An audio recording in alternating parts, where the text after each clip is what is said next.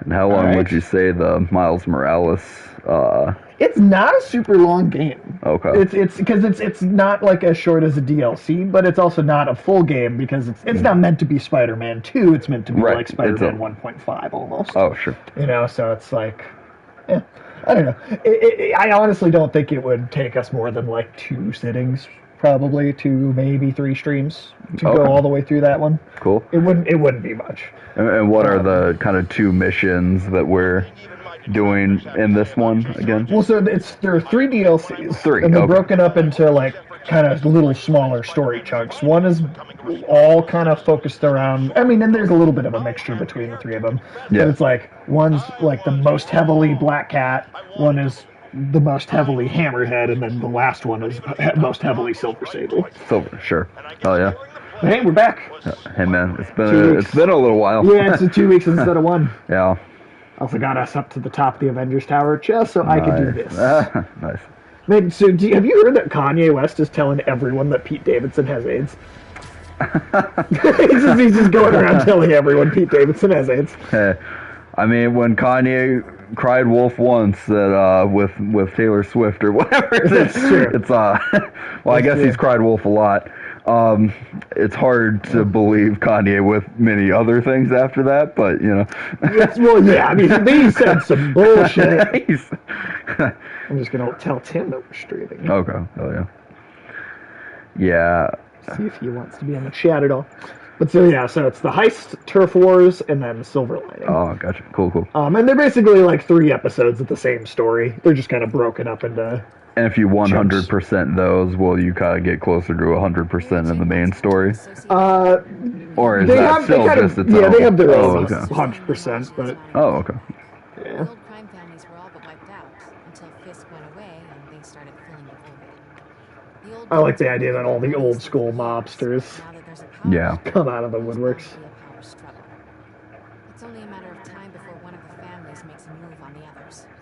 Better follow up with my sources in the force.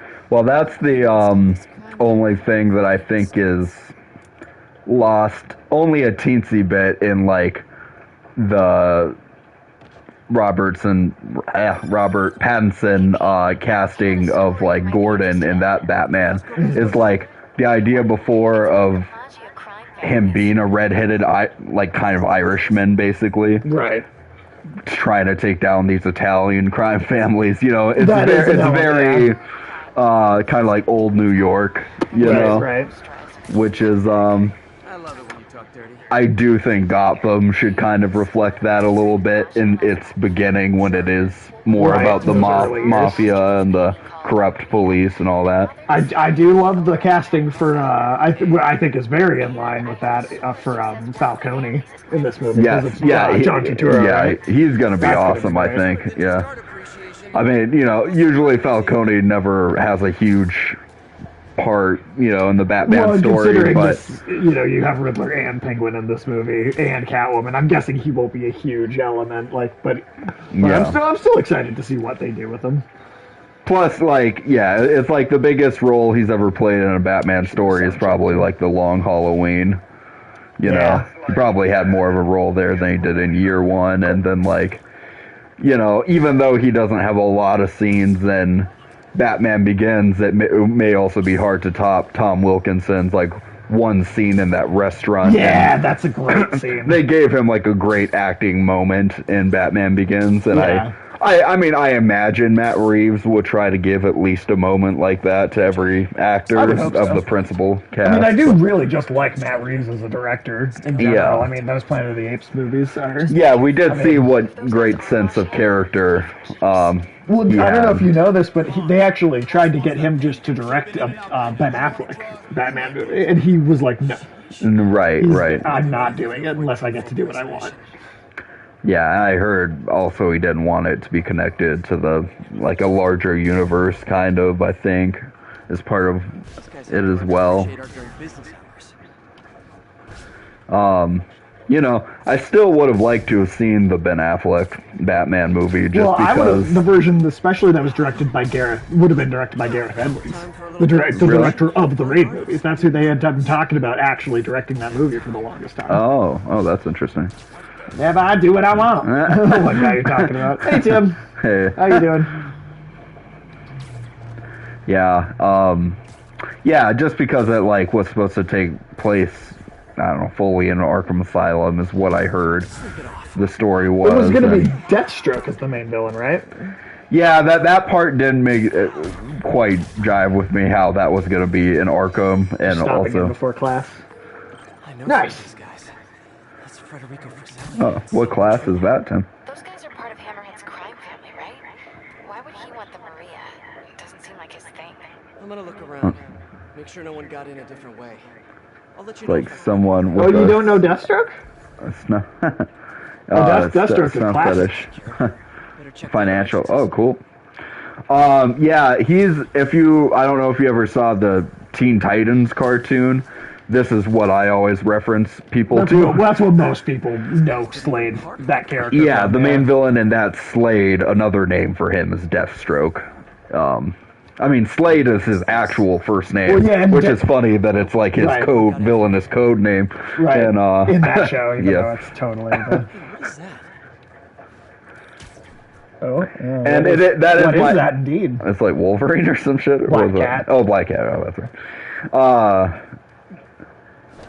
Does he stroke it every time he does a death? Well, you know that... Well, I guess you don't know if you don't know that character, but Deadpool is a straight up ripoff of Yeah. Deathstroke, right? Like I Like mean, Dead- not anymore. Right. They characterized Deadpool to be his own thing after. But some even time. in the 90s, he was like more of a less serious version of this Yeah. more serious, grim-faced assassin that Deathstroke was. Well, like even the names. Slade Wilson And is Wade Deathstroke, and Wade Wilson is Deadpool. Yeah, exactly. It's not That- even that tells you trying to hide something. it, you know. Yeah.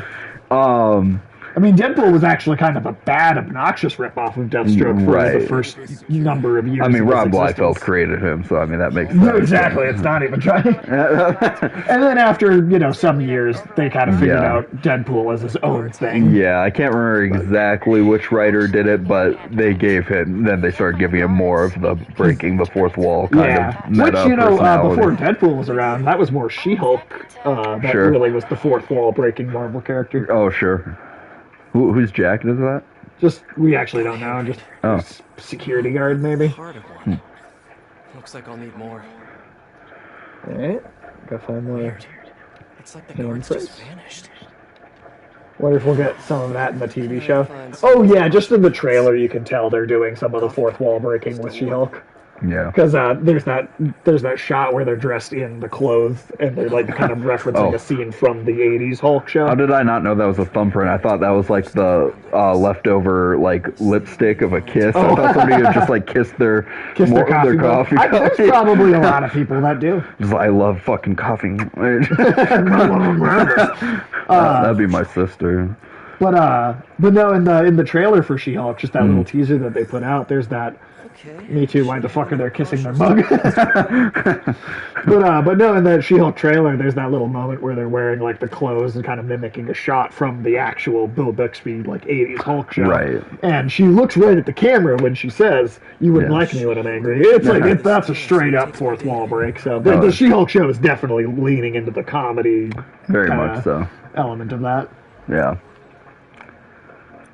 If I bypass the optic sensor, I can upload. But yeah, my I would data. say it's actually Slade in the Teen Titan cartoon is my favorite version of the character. One, That's he's voiced true. by Ron Perlman, so he's just got a badass voice. Hell yeah. And then two, it's like he's more of a manipulative mastermind kind of criminal. They bitter or beat up Kevin Feige. That fucking nerd.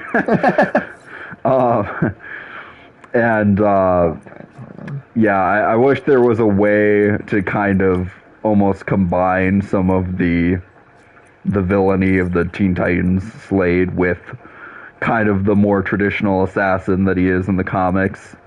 I mean, he is actually deed for deed more villainous overall in the comics. That's kind of Oh for yeah, sure. he's like, I mean, he's killed like little kids. Well, and he's kind of a raped them. pedophile. Yeah, he's the evil in Yeah. the comics. I mean, Yeah. it's like Yeah, he's he Deathstroke is just- evil.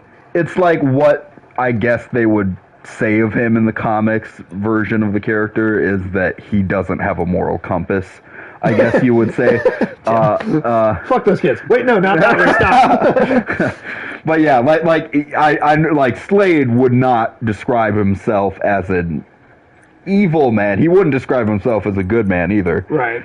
But like the kind of conception of Slade in the comics is that he's not like a straight up supervillain, but I do think he lacks pretty much a moral compass in which to make good or right or good or bad decisions. No, totally. You know.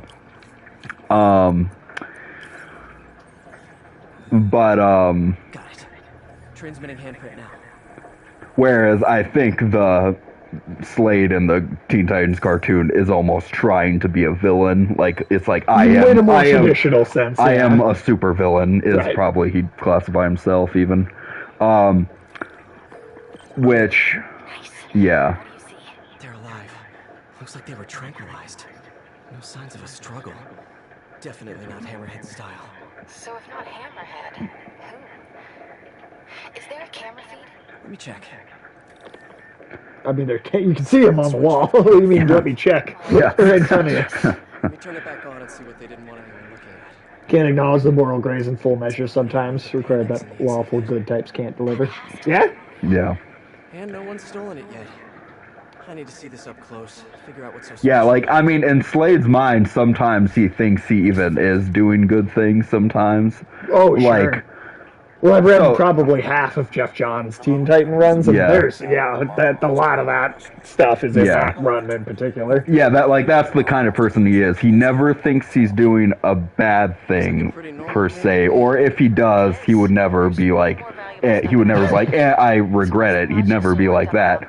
But he Right. does sometimes think he's doing good things. Right. As Harley Quinn put it with the fairy tale queen, always wipe out the bloodline. Yeah. Yeah? Yeah. God, I can't wait for the third season of that. Oh hell yeah. That was a cool whip out that he did. I mean, yeah, regularly this game just constantly does things that I find more interesting than what's going on in the movies. Oh yeah, I mean this game always finds a moment to be cinematic, just like that over-the-shoulder shot of Spider-Man, like perched like that. I mean, in a Spider-Man anything, you really do need some like cinematic shot. I mean, some people call them just like superhero poses or whatever, which they are, but really what it's about is this cinematic moment that the game or movie or whatever is delivering to you. And that's just what I thought No Way Home needed more of, is like some of these cinematic kind of moments. It's like when they have a moment which is badass, like Doc Ock with his tentacles fighting Spider-Man with his mechanical arms. Like it's all like pretty much far away, far out. That's true. They never just zoom in and just show that. You that in a more, yeah, that's true. Yeah. That's true.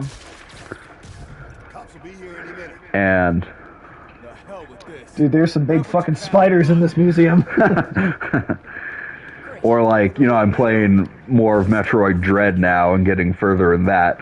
And like it is a lot of fun. I mean, like for me, the apex of Metroid is Metroid Prime. It's funny because like I really like Metroid Prime too. Yeah. But there are a lot of the old kind of the people that grew up with the original games that actually are not a fan of that. Well, I'm take sure on if you it, 'cause grew- they just don't like that it's yeah. first person at all. Right. If you grew up with that, I'm sure. But it's just, I mean, it's not even just that it's in first person. It's just so much more.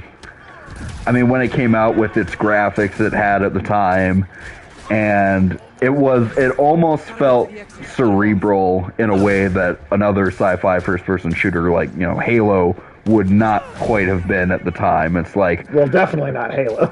right. And you just don't quite get that sense of that you're truly inhabiting an alien world in that way in like in the kind of side scroller kind of Metroid games. It's like I'm playing a side scroller and it's like, and there's exploration for sure, don't get me wrong, but it's just like it truly felt like exploring alien worlds, like especially in that first Metroid Prime, But Metroid Dread, at least with one of the boss fights so far, has Hey, have a good one, Tim. Have a good see ya, class. Tim.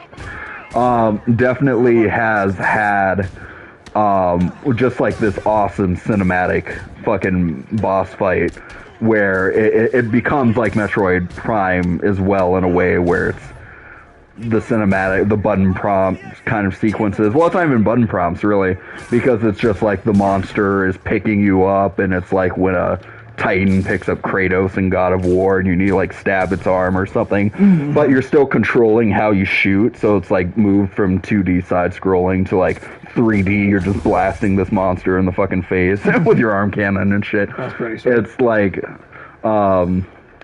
so far I'm digging Metroid Prime or Metroid Dread, but that one boss fight, I think it's basically the first boss fight you have with a giant alien, is pretty bad. That's been the kind of peak highlight. Yeah. I mean, I feel like in a great game, the boss fights should be a highlight. Yeah, for sure. Yeah, I think I got them all. A lot of art to put back, though. Yeah, they're literally just trying to walk out with statues. Honestly, at first I saw that red shape, I thought that was a pool of blood around that guy's head. It's like the Zack Snyder R-rated cut of BVS or some shit. Well, we stopped him from taking the painting. I can't believe that was like the main thing Zack Snyder added in that Batman warehouse fight scene in Batman v Superman, is just he added a bunch of blood spatter behind people's heads every time I got Thug's head hit a wall. Right, It's like, I just have to emphasize that Batman killed these people. Right. There she is. Been working out. Oh. I mean, a little. So, you swinging solo now? Or back with your ex? That's a lot of questions. Curious. Yeah, I hear that's bad for cats. Why don't you tell me why you're really here? I was just waiting for the right moment. Look behind you.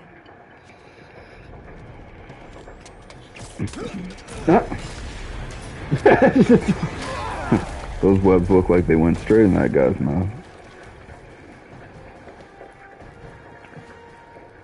And of course, I like the black cat's just watching too, like such a black cat thing to do. oh yeah.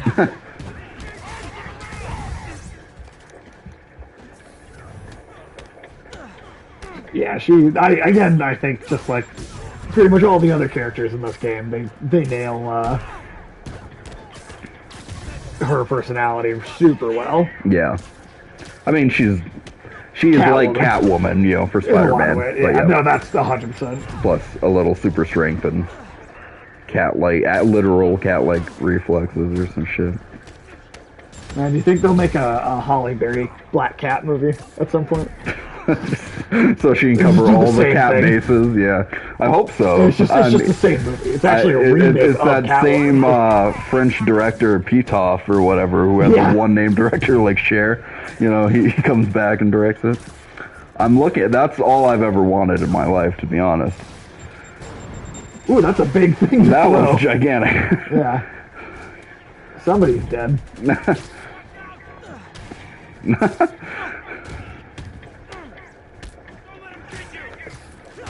And also, I will say that combat gets significantly harder in this DLC too, because they like really started introducing more like crazy enemy types that are like impervious to all these fucking things. Well, I'd be fucked. Well, and I've stuck with Superman Lois so far. I heard that they did an episode where they just have a cult. That was just referencing the actual cult that Allison Mack was in. Well, but the character of the cult is named Allie, right? Right. Yes. And she's blonde. She's older. I have a couple extra minutes. I'll give her. Oh, what is this now? Blunt on the Elden Ring. Oh, sweet. The Elden Ring Overture book that released yesterday. It's a more in-depth guide as to things to expect in the game, like spell types, weapon abilities, archery being viable, multiplayer. It's also an in-depth retrospective of all of the Soulsborne games up until now and in which ways they build the foundation that Elden Ring is built on. That's cool. That is really cool. I'm very excited to play that game. Yeah, I just want to see the world that fucking George R. R. Martin kind of came up with as a backbone for that. Well, like I just saw too, with like the head Hideaki Miyazaki, the guy that actually like is like the head of these games, said that like if George R. R. Martin actually like sat down and played the game, he would be like totally. It would feel like brand new to him.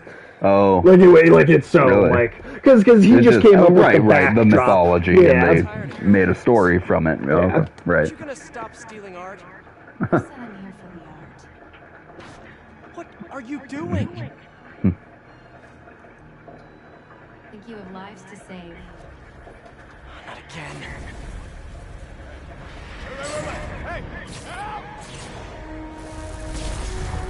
Huh.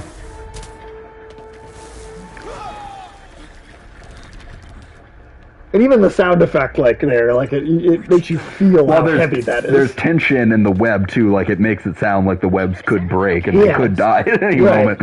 Like that is, yeah, that's some pretty good fucking storytelling. Right? That missed you. But yeah, I mean, I guess the only reason why I would say it's not like trying to one for one be that type of cult is it's not a sex cult. Well, I per think se. it's just referencing it. Yeah, It's yeah, not right. supposed to be like a. Yeah, I mean, it's like, I did think that was kind of what they were going for at first, and I think it would have The been, whole time I was in there. maybe it could have been more clever if they did just make it a kind of sex cult, you know, There probably would have been too like on the I don't nose, know. maybe. Well, I don't know, on the nose or like what do you think the is on the demographic or like the just appealing to the because CW. the teenage girls that watch CW is like, Yeah, yeah, we like- don't want to hear about sex cults. Yeah, I don't know. that could be the case. But I have to say, so like by the end of episode 3 and episode 4 that kind of has most heavily dealt with that cult aspect of it so far Right. has been compelling to me, and Okay. it's kept me watching. So throughout these first 3 episodes, it's like there's been something kind of deep in the earth under Smallville that's been causing these like small earthquakes Okay. in the city. And whenever they show this thing, which is kind of why I thought it was a mislead, it looks like Doomsday. Because it looks like it looks like Doomsday wearing that suit kind of Right, thing that he agreed. wears, and he's just beating the earth, fucking angry. And it's again, which is a cool like mythological idea that this monster deep under the earth is what causes earthquakes. you know? Right. It's cool, but I was like, part of it was just like, they don't have the money for Doomsday on this show. You know, And they have more money than most of the CW shows have, but yeah. Oh, it's what, still not. what was that last comment? So it's basically Tim's typed out like an overview of the mythology. Oh, Basically, the idea cool. is that there's a god who rules over this realm, and she has 6 demigod children. Someone steals the essence of death from the world tree and uses it to kill the eldest demigod, pitting the remaining demigods to take the remaining essences from the world tree to combat whatever killed their brother. oh, However, the magic of the world tree is all-powerful, and they're not full gods, so they're warped and corrupted beyond recognition, both in mind and spirit, causing a demigod civil war. well, that's pretty badass. So that's some of the backdrop of Elden Ring. Okay, well, thank you for that, Tim. That is that does sound fucking cool. I'm not gonna lie. Spider bots out. Well, and I know that you'll be Bombs. you won't be working in the evening anymore, right? Well, yes. I mean, it's not the best timing, but it's like by next Friday I will be done working. Because Elden Ring doesn't even come out until February 25th. Oh, sure. And so we won't be streaming it until, Oh, sure. and so it'll basically be like Wednesday evenings every week. Oh, sure. Well, I'll definitely be able to, like I said, jump in the comment section, and I can moderate it and shit and kind of pay attention that way, you know. For sure. Turn off. Oh, well, thank you, Tim. It's only because I'm quitting my job, but That's a good thing, though. yeah, overall, I mean, I've been there 5 years too long, so, you know. Yeah. No, I hear that, man. Better keep a lookout for Fuck more that of job. these Yeah, I've been exactly my sentiments for so long now. But I squeezed a pension out of the job just before I worked there just long enough to quit, and still get a pension out of the job. So Which, I mean, when I hey. retire, so that's pretty cool. I mean, if you're gonna get one, Yeah. It's basically my social Detective security Mackey? when I'm old. Really? Detective Mackey? yeah. Okay.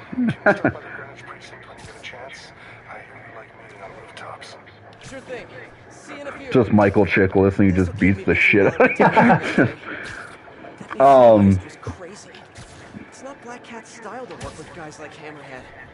Hope MJ can find out the story behind that data drive. But I'm just so used to these CW shows at this point to having these character misleads like this. Oh, you know, yeah. that even when they hinted at that in the first episode, I was like, that's not Doomsday. No, it's probably gonna be like Spider-Man. However, what it turned out to be, I'm actually pleasantly surprised and happy with. Oh, okay. And I'm like, okay, if you're actually devoting a But then what if it decent... just turns out to be yet another different thing?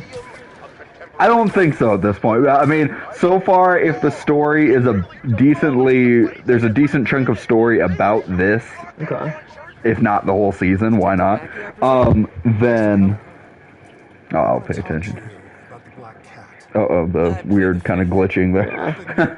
There we go. Oh, 20 years ago, I worked the case. the thief, Black Cat's father. Yeah. Yeah. Oh, it's interesting. He didn't know that. Yeah. But we never found all the paintings he stole. I've got a new lead, and the department doesn't want to waste resources on an old case. Wasting resources is kind of my specialty. I did this location. I'll fill you Spider-Man's like, I thought you'd be bald. But by the end of the third episode, things finally got a little more interesting because this thing finally gets out of the subterranean area it was in. Spider-Man. Superman shows up, starts fighting this thing. He beats off a piece of its helmet. He beat off it. He beat it off. He beat off a piece of that thing's helmet, and it looks like Superman, but like a zombie, but with blue eyes. Oh, it's bizarre. It's Bizarro, yeah, and it even speaks as it's hitting Superman, stops hitting it, and it's like alone, me, leave. So it's like speaking like reverse speak. Right. So, I mean, at least they're getting parts of the character, right? Yeah, and then by the fourth episode, it is just full on wearing the suit with the backwards S. That's cool. And it's shooting ice out of its eyes, breathing fire. That's cool. Alright, so And they're actually Superman's going having there. full on, and the effect of Bizarro, it's like the coolest live action Bizarro. How many have we had? Smallville is really the only other one I can think of, which I liked visually how Smallville conveyed the information of Bizarro too, Sure. but it was also a thing where it's like it sometimes looked like Bizarro, but mostly to save money, it was just Tom Welling. Here, this is Tyler Hoechlin playing Bizarro as well, and he plays it like a weird zombie with like nervous tics and twitches. That's and cool. That almost like a little bit of actual like horror almost to it. No, it totally, like the cape is like tattered and cool. kind of half eroded, and it's like a zombie Superman. That's interesting. And it's like the same pain, the emotion. Controlled by the Majin? One reason why I did think it was maybe Doomsday is that like this kind of these panic attacks or whatever that Superman's been having, these weird things. I thought maybe it was almost like sort of self-preservation instinct within Superman, like he was sensing something that could kill him almost, and that was why Superman was kind of having these fits. Okay. But Bizarro is actually having them too. He's having, because they are alternate universe versions of each other, so they're Right. kind of connected to each other mentally. So like whenever one's in agony, the other is too. Oh, so is that why they're having these fits? Yeah, and the other that's one's why being Bizarro hurt? is causing these small earthquakes and shit and stuff like that. Interesting. And I think he mostly probably just wants to go back to his cube Hey, Doctor homeworld. Strange. That's what I would guess. But I just thought it was so awesome that, like, oh, they're really delving into a whole piece of Superman mythology that isn't just Krypton. Yeah, that is nice. and one of his main villains, you know, and It's ridiculous to me that we've had, what, 6 Superman films? yeah, right. And Bizarro, Brainiac. It's only ever been Darkseid. Luther and Zod. That's it, yeah. Or they make some shit up like the Nuclear Man. Yeah. Or, well, not that he was a villain, but, Richard Pryor just being, like, a huge part of it. Yeah, I mean, they did the kind of, evil Superman in Superman 3, which you could maybe say was Bizarro-like. But, like, I mean, even, like, the Bizarro version of Tyler Hoechlin's Superman just has, like, a lot more, like, stubble, than he does, and so it kind of looks like when Christopher Reeve is evil in Superman 3, he just has a lot more stubble, and he's just, like, evil for that reason, because he's got stubble. Everyone knows stubble that makes you evil. Yeah, exactly. Yeah. It's either that or a goatee. Yeah. Right. Yeah, exactly. Yeah, so, oh, damn. That's one of the new enemy types that could be a little bit of a chain bitch. gun. Oh shit. And it's the like fat heavy enemy and the chain gun at the same time. Oh damn. With a chain gun. So the 4th episode was like half Bizarro stuff, which was awesome. Then the other half, like up until they really got more into Bizarro and really like made me believe that okay, they're going through with some of this Bizarro stuff. I was actually thinking Lois was having the better story this season. Because, I mean, just across these episodes so far, she was kind of having the better story because she's just being a journalist and trying to expose this cult for being evil. Right. Because they're, at least so far, I don't know if there's going to be any truth to it, but like the leader of this cult is this kind of older woman, and she's trying to convince people by committing suicide that they're like ascending or whatever. And she almost did it to... Do I get time off if I talk? She told us to come down here and make some noise. Sucker bait. I'm the sucker. Where'd you meet her? Bodega on Waverly. The bodega. Bodega cats The in the back bodega in the bandit. house. Knick knack, patty whack, fuck your dog bone. You remember that? No, what was that from? Do you remember? It's that cartoon Animals that like really. Oh yeah, right. And they actually got fucking like actual like gangster rappers, Aesop Ferg and Aesop Rocky to do this like this song about bodega cats. Right, I haven't thought about that cartoon in so long, but yeah. There's the bodega. I think of the Bodega Bandit from the Spider-Gwen comic. Oh yeah. Totally. But yeah, and I mean, this cult leader brainwashed Lois's sister and she tried to get her to commit suicide at one point. So Lois really hates this bitch.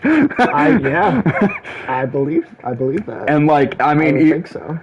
Before I thought Superman's panic attacks were related to trying to make him some relatable wussy or something. Right. So to me, Lois was coming off as more badass when like she goes to the diner, Smallville diner, at the end of the 3rd episode, expecting to meet up with her sister. Hey, Spider. Felicia, the Magi are no joke. You shouldn't be playing with them. Oh, but I like to play. That fucking tease, dude. And the way she just continuously like manages to like leave him With henchmen to fight. henchmen every single time. But instead of her sister coming to meet her, that cult leader just shows up. And she's like, oh, I'm sorry, Lucy is unable to speak. How about you just tell all that information you were going to tell her, that confidential information, and you tell me what shit you were going to say about me, or whatever, And so, like, this cult leader is, like, actually a decent villain, and, like, Lois is just coming off kind of gangster just because like the second sentence she says to her is like, you should be in prison for the rest of your life. And I'm gonna make that happen, and shit. Awesome. So she is being a little more gangster than Clark at the moment, and doing Lois Lane type storylines, which is cool. Right. Real ones. Yeah, so by this 4th episode, almost every facet of the plot was being engaging, which I did not expect to be the case. Right, I mean, after especially some of the stuff at the end of the 1st season, I was kind of thinking...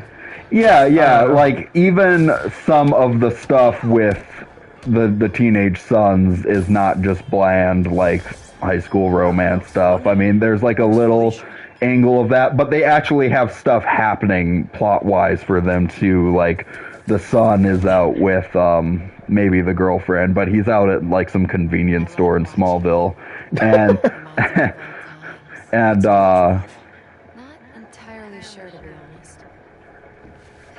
Then why are you stealing it? If I don't, they'll kill my son. her son. Damn. You into them moms, huh, Spider-Man? Damn it. Felicia has a son? Well, that's a little wrinkle. And I could be Or do you think she is lying? Oh, I mean, well, and also like he immediately was like, "Shit, is that my kid?" She stole another data drive. On MJ, just her reaction to that. that would be hilarious if she pulled a Talia al Ghul and started making Spider-Man pay like child support payments or whatever. Okay. Sounds like she's helping Hammerhead make a power play on the other crime families.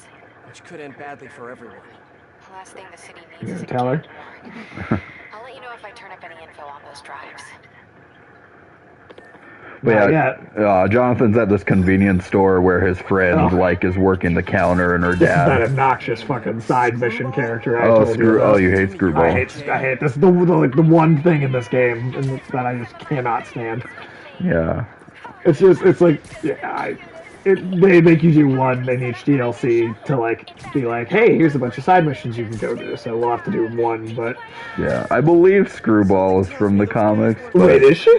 Or was she just made for this game? I guess if she is from the comics, I didn't know. To me, it felt like just an obnoxious way to try and include social media. Oh, somehow. sure. Like, Because I thought there was a Screwball and that she was like typically an obnoxious character. I could be. I mean, either way, she's obnoxious. Well, they succeeded. But yeah, and Jonathan's at this convenience store, and like he notices some kids, teenagers in the back, like shoplifting alcohol or whatever from the back of the store, and Jonathan does like a very kind of classic Clark Kent trying to keep his identity but still save the day thing, where Jonathan goes to the back of the store and breathes a little ice breath onto the floor so that when they start walking away, they trip on the ice and the alcohol falls out of their, jacket and stuff. And then they run out. And then the friend at the counter is like, oh, well, they did get away with a bottle, and the friend's like, oh, that's all good. You notice how this guy has like straight up blue skin right there? That one. Oh, yeah. Because these are the escaped RAF prisoners, and there's like a certain random amount of them that actually are like mutants. Oh, gotcha. One thing hasn't changed. Screwball's getting others to do her dirty work. No, you keep going. Oh, I just wanted to point that Oh, out. that's cool. Well, the friend at the counter says like, "Oh, that's fine that they got away with that. We have security cameras all over the place. We see whatever anybody does in here." And John, so what would normally be a classically chivalrous thing for Superman to do, but like actually applying modern technology to it is Jonathan's like, "Oh shit, they fucking saw me use superpowers just on that camera." So it's like I've got to. Find that and destroy the security footage. And Well, so that part of it was engaging. The other son, Jonathan, he's like, he does something that's kind of, I would say, out of character for a child of Superman to do, but it's like one of the kids on the... So some people in Smallville, it's kind of like their version of meth. But instead they're like snorting some of that X-kryptonite or breathing it in Smallville, and it gives them some temporary like powers, mild powers like Superman's or whatever, So one of the kids on Jonathan's football teams is using it like steroids, basically, to be better than Jonathan. So when Jonathan finds out that his girlfriend is the one dealing the drugs in town, he goes to her, and she's like, look, you better not be trying to convince me to stop selling drugs or whatever. and Jonathan's like, no, are you kidding me? I want to buy some drugs from you. So it's just like, and he's like, I want what he has or whatever, Right. Which, so hey, it's engaged, it's plot for the character, at least he's doing something in the story, you know. At the same time, I couldn't help but think, like, wouldn't Clark Kent have raised his kids not to probably use drugs? I don't know, like, illegal drugs? You'd think so. I would think Superman would maybe keep a tighter, you know, leash than that, but, Well, you know, maybe he saw how much dope Scarecrow was smoking. he's like, I gotta get me some of that Scarecrow weed. I mean, I would. Right, yeah. I want some of it. What the fuck kind of J. Jonah That's line not a is that? store. I like cannolis. That's hilarious. Gosh, yeah, I think it is gonna make me do this first one. Okay. Well, you love this. Oh, too, no, don't never you? mind. Oh, awesome. I'm a little disappointed. Are you? Yeah, I just wanted to see you suffer. But, Hey, if you find her, don't let her play you again. Yeah, I'll be on guard. She's... Oh, sure you I will. don't know. She just seems to bring bad luck wherever she goes. Black cat brings bad luck. That's a little on the nose, Pete. so, you know, yeah, so, I mean, every character I can think of at the moment that has, like, something compelling going on. They're, Done this time. Cops have blocked off the whole street. If I can pick up the cat's trail, maybe I can catch up to her. Looks like the security guard was hurt. Maybe the EMT can tell me what happened. and there was a cool, like, What happened here? Spider-Man, I heard someone... Spider-Man. Spider. Oh, shit, I wasn't jerking off to you. I was jerking off to you, so I mean, that's what I said. there was a cool little moment with Superman, though, where, so, you know, there's been this other guy doing what Sam Lane was doing in the second season, and he's running these three, basically teenagers with Superman's powers right now, like yeah. one kid named Tag, or whatever, from the first season. Tag Harris or something. He'd gained some of Superman's powers. Anyway, so he's got these three kids that are working with some genuine superpowers, and you know, they show up to Bizarro, who goes to the Arctic looking for his Fortress of Solitude. Okay. Anyways, and then these three teenagers show up, and Superman told the dude before that, like, hey, they're fucking kids with superpowers. They're not ready to be fighting whatever this thing is. Right. But without informing Superman about it, he just sends them there. And within Superman just sitting on the front porch with Lois and like an old wooden chair and shit, and he starts having visions, and he's seen through Bizarro's eyes, and he like cracks two of their necks right away. And Lois is like, are they going to be enough? And Superman's like, just from all this way in Smallville, just like, no, absolutely not. knowing what the fuck's going on in the Arctic, Superman's like, two of them are already dead. And then he just super speeds up, and I was like, that's kind of a badass fucking Superman moment. That's cool. To have that much omni-awareness of the fucking situation. No, that's awesome. And then Superman shows up, saves the last kid, and there's like a good... The one thing, even the John Henry character is Steel, like, it's growing on me a little bit, because he's Steel, like, in the way that he is so loyal, kind of, to Superman. He's kind of demonstrated that a lot this season, like putting himself in harm's way, even though he's got a daughter and stuff now, and the daughter's kind of constantly being like to Clark and Superman. She's like, can you maybe just like not put my dad in so many life-threatening situations? Hey, Callie, how you doing? How you going? We're just discussing some of the new season of Superman and Lois, and getting our Spider-Man DLC on. How you doing? So Callie actually came in and helped me and Tim beat a couple bosses in Bloodborne. Oh, nice. At one point. But yeah, and that's very like the character of Steel in the comics to me, is that he is like, he's Superman's wingman, right? Kind of like Falcon to Captain America or something like that. He's just like right-hand man. He's like, yo, Superman, I got your back. He's a genuine friend, too. Yeah, exactly. Like, there needs to be an actual, like, almost and there is a camaraderie to them, and they're definitely playing up the familial thing with the daughter and him living in Superman's barn, which is funny. And one of the one of the lines I didn't like so much in the third or second episode, because I guess they're living in the barn instead of just in the house at the Kents, and fucking Natalie, his daughter, says, I was thinking about making some upgrades to the suit, so we can have some kind of fancy while we're living in this fucking barn. And the dad was like, I was thinking about making some upgrades to that too. And that line was kind of weird to me. It's like, are you just gonna pimp out Clark Kent's barn, or what are you gonna do there? Did they get Coolio to do it? Yeah, Coolio comes in. The barn's on hydraulics now and shit. Hey, that's good to see you too, Slim Callie. I hope you've been doing well. I've been super busy with my new job, so I haven't been on as many other people's streams as I maybe was before. But I still try. I try and pop in when I have time. But shit, that's 4 streams a week on this channel now. Oh yeah, that's pretty awesome, dude. And that's definitely in large part thanks to Tim and Corbin doing an extra stream without me. So there's one I'm not even on, but but I mean, you're really dedicating it to the stream so far. So dude, there's 216 videos on the YouTube channel now. Yeah.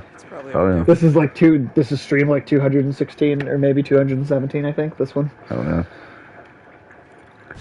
Yeah, and there's a moment where the Steel, he got his suit heavily damaged by Bizarro in the third episode, or maybe the beginning of the fourth, and it's got a huge dent right in kind of the chest plate area. Okay. So I think they're gonna put an S there at some point on the suit, because that's the only area of the suit that's damaged is where the S logo goes. He's gonna tell her. It could be a thing. Maybe big thing. Well, maybe baby thing. The reason Felicia's working for Hammerhead is because he took her son. Didn't know she had a son. Well, it certainly sounds like something Hammerhead would do. Peter's like, I'm not paying alimony. I'm not paying. Now that she and I dated for a while. Yeah, So. I don't know for sure, but it's possible. I need to hang up now. That seems like a genuine reaction for her now. She'll call back when she realizes I got her pregnant too. All right. Now it's trying to do that. Find a side mission to do then. We'll go get one of those old stolen paintings. That'll be our side mission.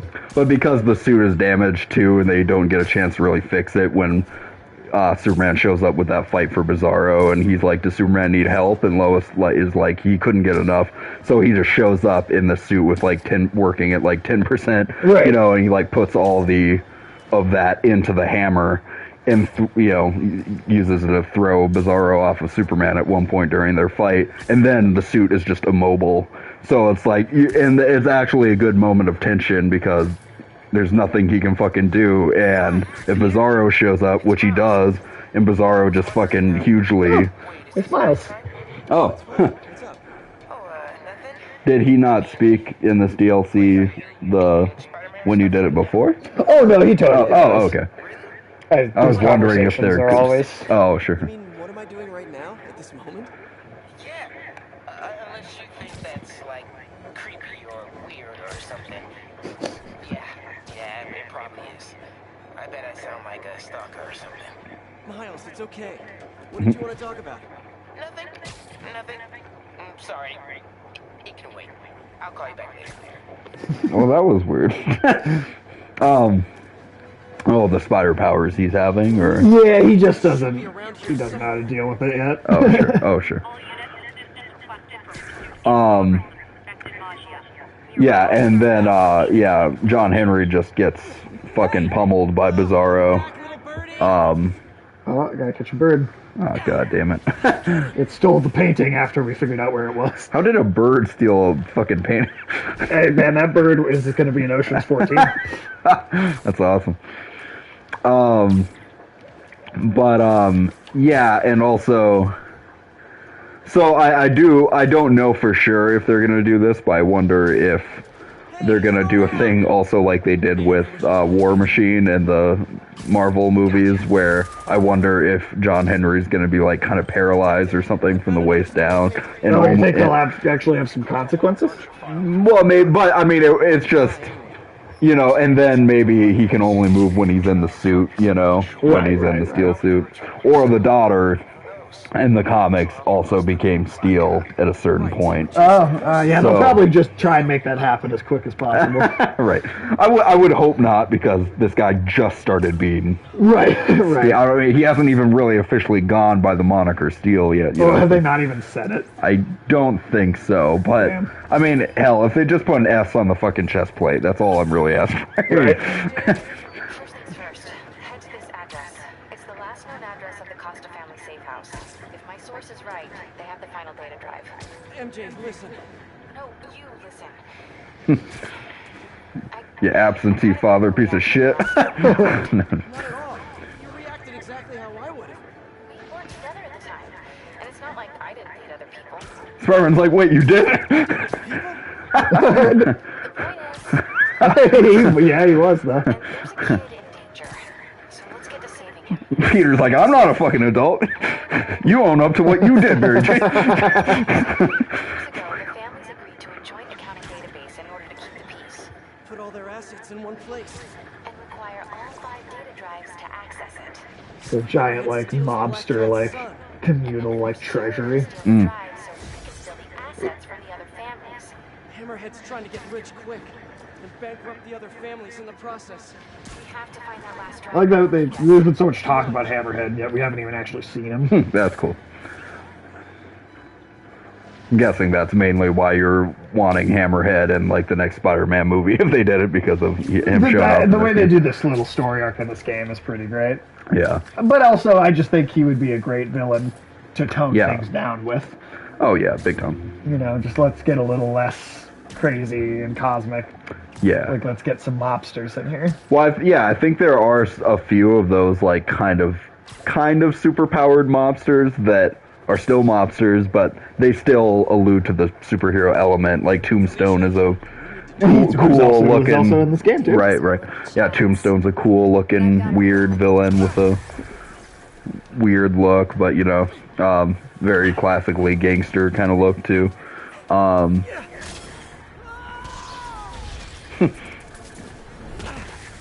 Just shorted out my web shooters with an EMP.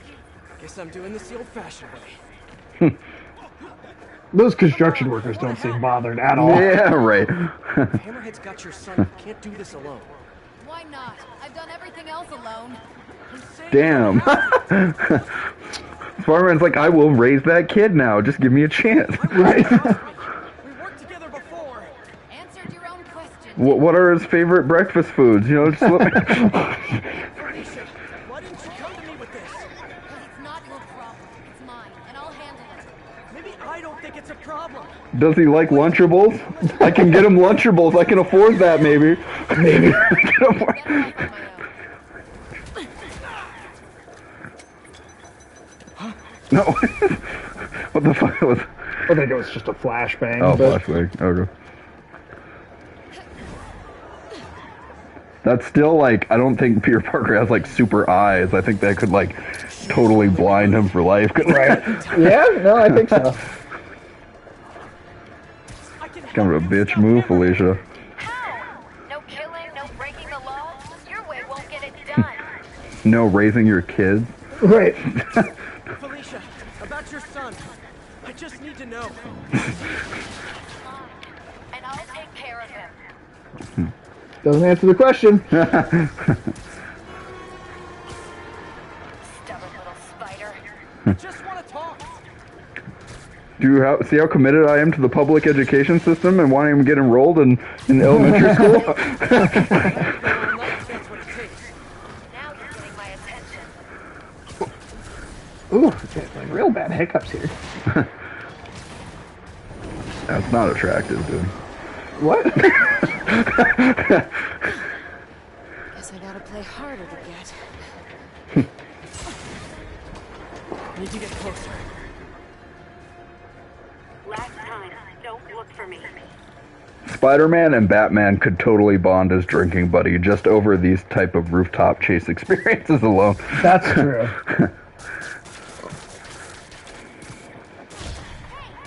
Stop running! Stop chasing me. Ah.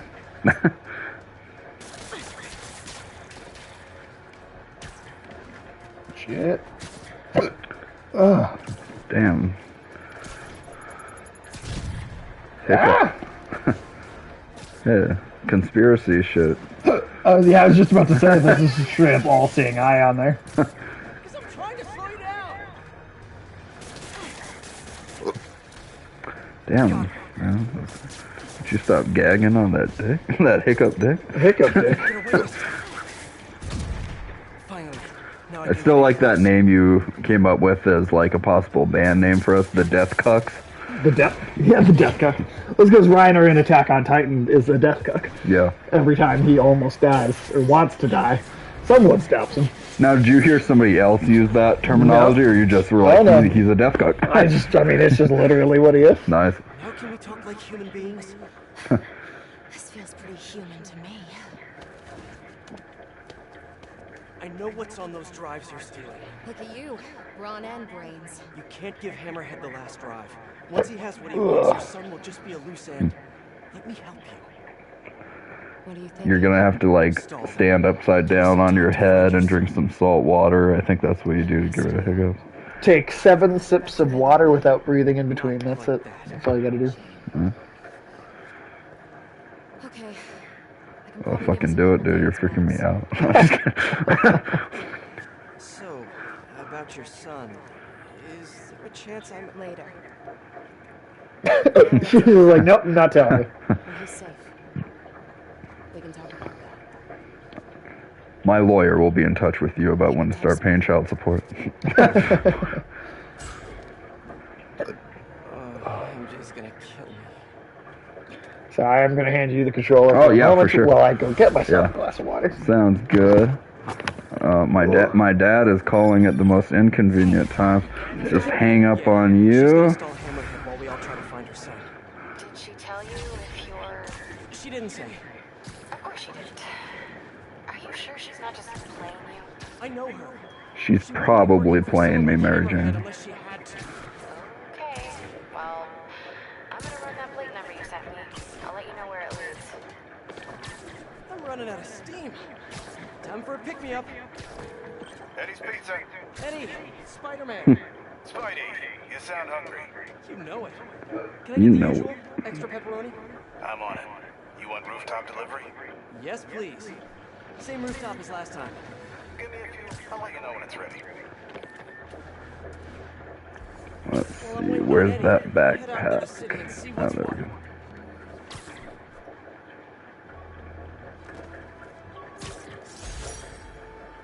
Every day, Keychain. every way, I'm getting better and better. Why doesn't it ever feel like it? Is that an old possession of Spider-Man's, that keychain? I believe so. Oh, okay. I mean, it seems like they're all keepsakes, right? Yeah, pretty much. Oh. Alright, you feeling better? A little bit? I feel fine. This is the damn hiccups. The water should help, though. Yeah, for sure.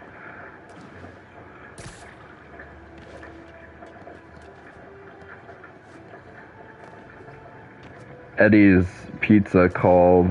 Oh shit! Yeah. I don't know. I don't know if I don't even know where that is on the map, to be honest. See, there it is. Hi, Miles. I think people will understand if you have hiccups. It's all good, dude. Hey, Peter. It was just... I mean, it's no big deal or anything. I know you're super busy. I was just wondering if there might be some time we could, start training? Training? Yeah, maybe just the basic stuff, like swinging from a skyscraper. Or swinging from a low building. Or a tree. Miles, you're 15. You need to focus on school. It's way more important than... Yeah, but if I finish all my homework early and you got some free time one day... I mean, you started right? And I nearly got myself killed at least 100 different times. I can't let that happen to me. Okay. Yeah, I get it. Talk to you later. Yeah, I get it. I can't die now. You feel like taking it over again? Sure, yeah. Alright. Oh.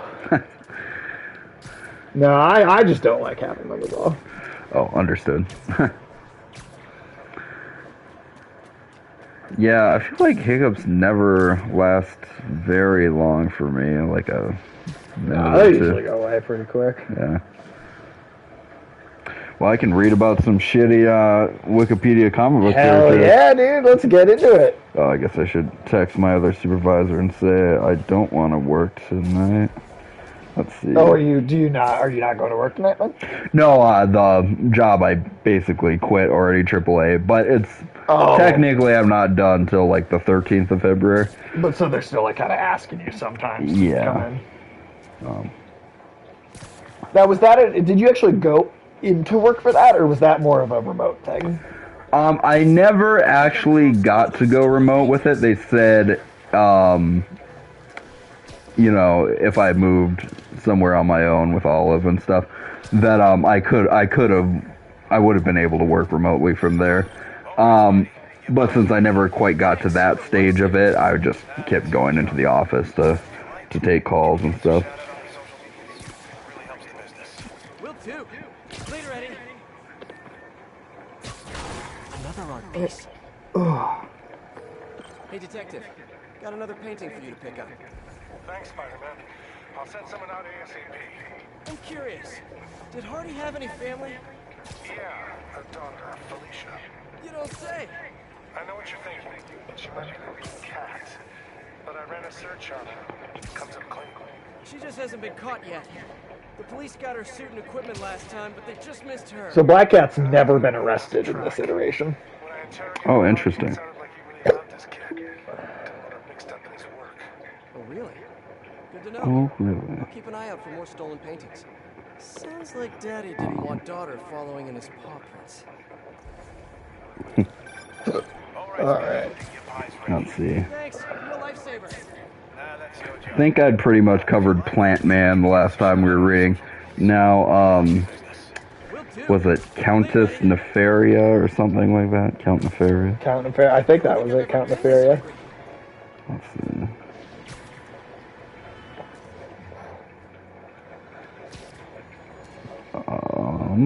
First appeared in 1965. Okay. It's an old villain. About the Avengers and shit. I remember starting to read about this guy, Lucino Nefaria. Oh, that's right. Because we were surprised that it was a dude too. Yeah, and that he was Italian. So he's Hey, I'm a count. All right. yeah, he's a wealthy Italian traditionalist All right. that desires greater wealth. So you're really into the spaghettis and meatballs, huh? Yeah, making them SpaghettiOs. Spaghettios. Let's see. Oh yeah, I can't remember reading how much of this guy's did I read.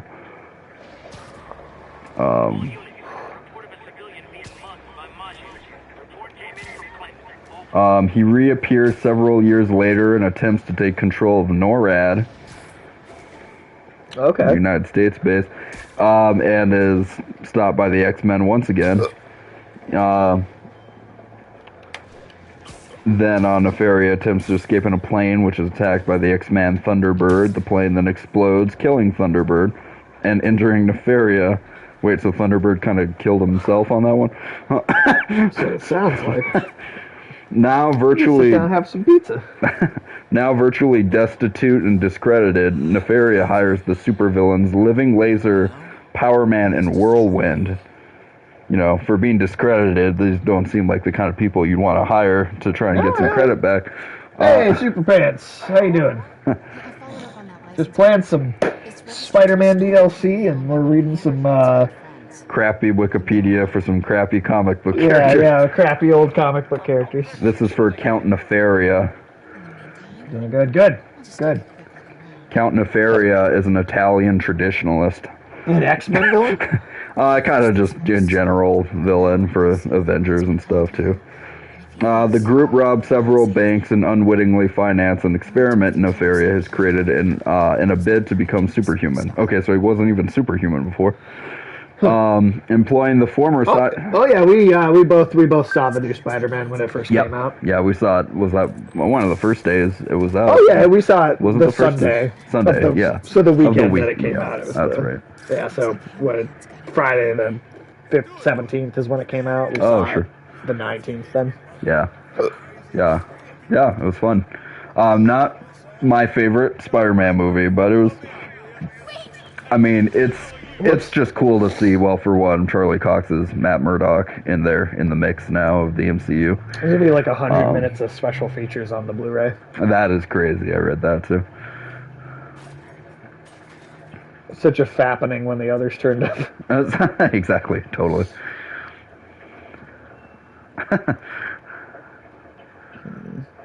I like using fappening in my everyday lingo. I think I'm going to start adopting that. Better investigate. There you go. Nice. Tase that bitch. That guy looked kind of like Moon Knight in the suit, but when the light was all on him, he looked all white for a second. Yeah. He looked like Moon Knight when he's got his pimp look, his Mr. Knight look on. I'm looking forward to hopefully seeing Mr. Knight a lot. In the Moon Knight show? I think they're going to do that the whole costume for that and everything. Sure. Love Daredevil, but my friend pointed out how big his nose is, and I can't get over it. How big Charlie Cox's nose is, or like the suit's nose? Because I did think sometimes when he was wearing the mask that the nose looked... Well, they actually had to make the... I actually remember reading about this. They had to That- make the suit like in a weird kind of special way because of how big Charlie Cox's nose is. Yeah, okay, yeah. His nose is kind of big, though, to be honest, for real. It never really bothered me, but Yeah. you're also not wrong. Yeah. See if my contacts on the force can positively ID him. Yeah, I would hope they do Mr. Knight and basically that whole, like, It's not long, just girthy. girth. Really wide nose. Got a chode for a nose. It showed for this.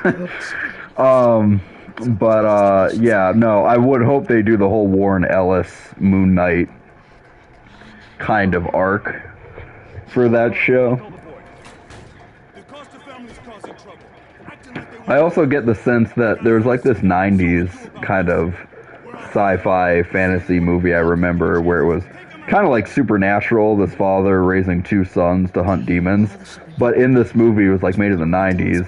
His dad raised these two kids, and, you know, he said basically everybody I see or whatever that looks like a demon, you got to go kill them, and they're demons. But it turned out he was just fucking insane, and okay. they were just killing normal people the whole time. Damn.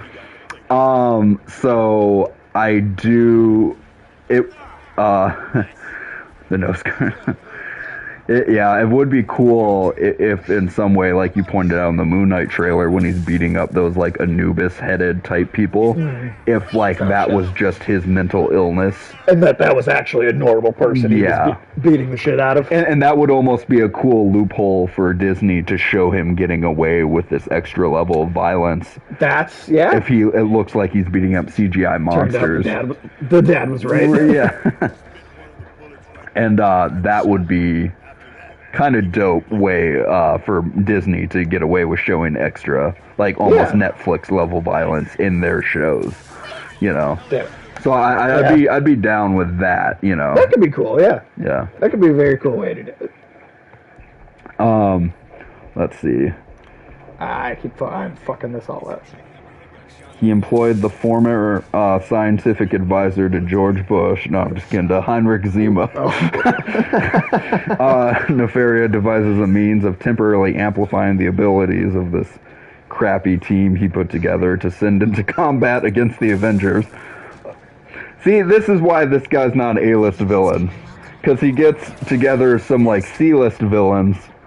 He's like, I'm gonna kind of amplify your powers, and then I'm gonna have you fight the Avengers.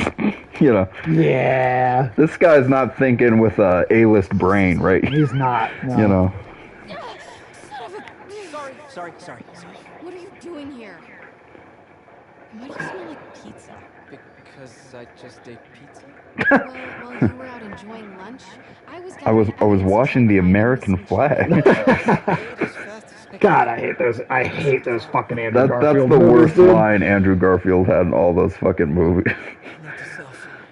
No upside downies after done. Those revamps, etc. At the moment, I'm just here waiting for the Nightbreed remake. Nightbreed. Is that something that's in the works? Or are you just hoping that they will? Yeah, I haven't heard about it. Alicia, what's going on? I don't believe her. She expects me to just rush on over? No, just a hope. Yeah. Yeah, that'd be cool. Rushing on over. I hope that Morbius movie is actually good. Yeah, but come on, that's not going to happen. One of the greats. I'm trying to think. I'm assuming that I'm not super familiar with Nightbreed. Yeah, I don't think I've seen Nightbreed. I have to throw it on my list of stuff to watch.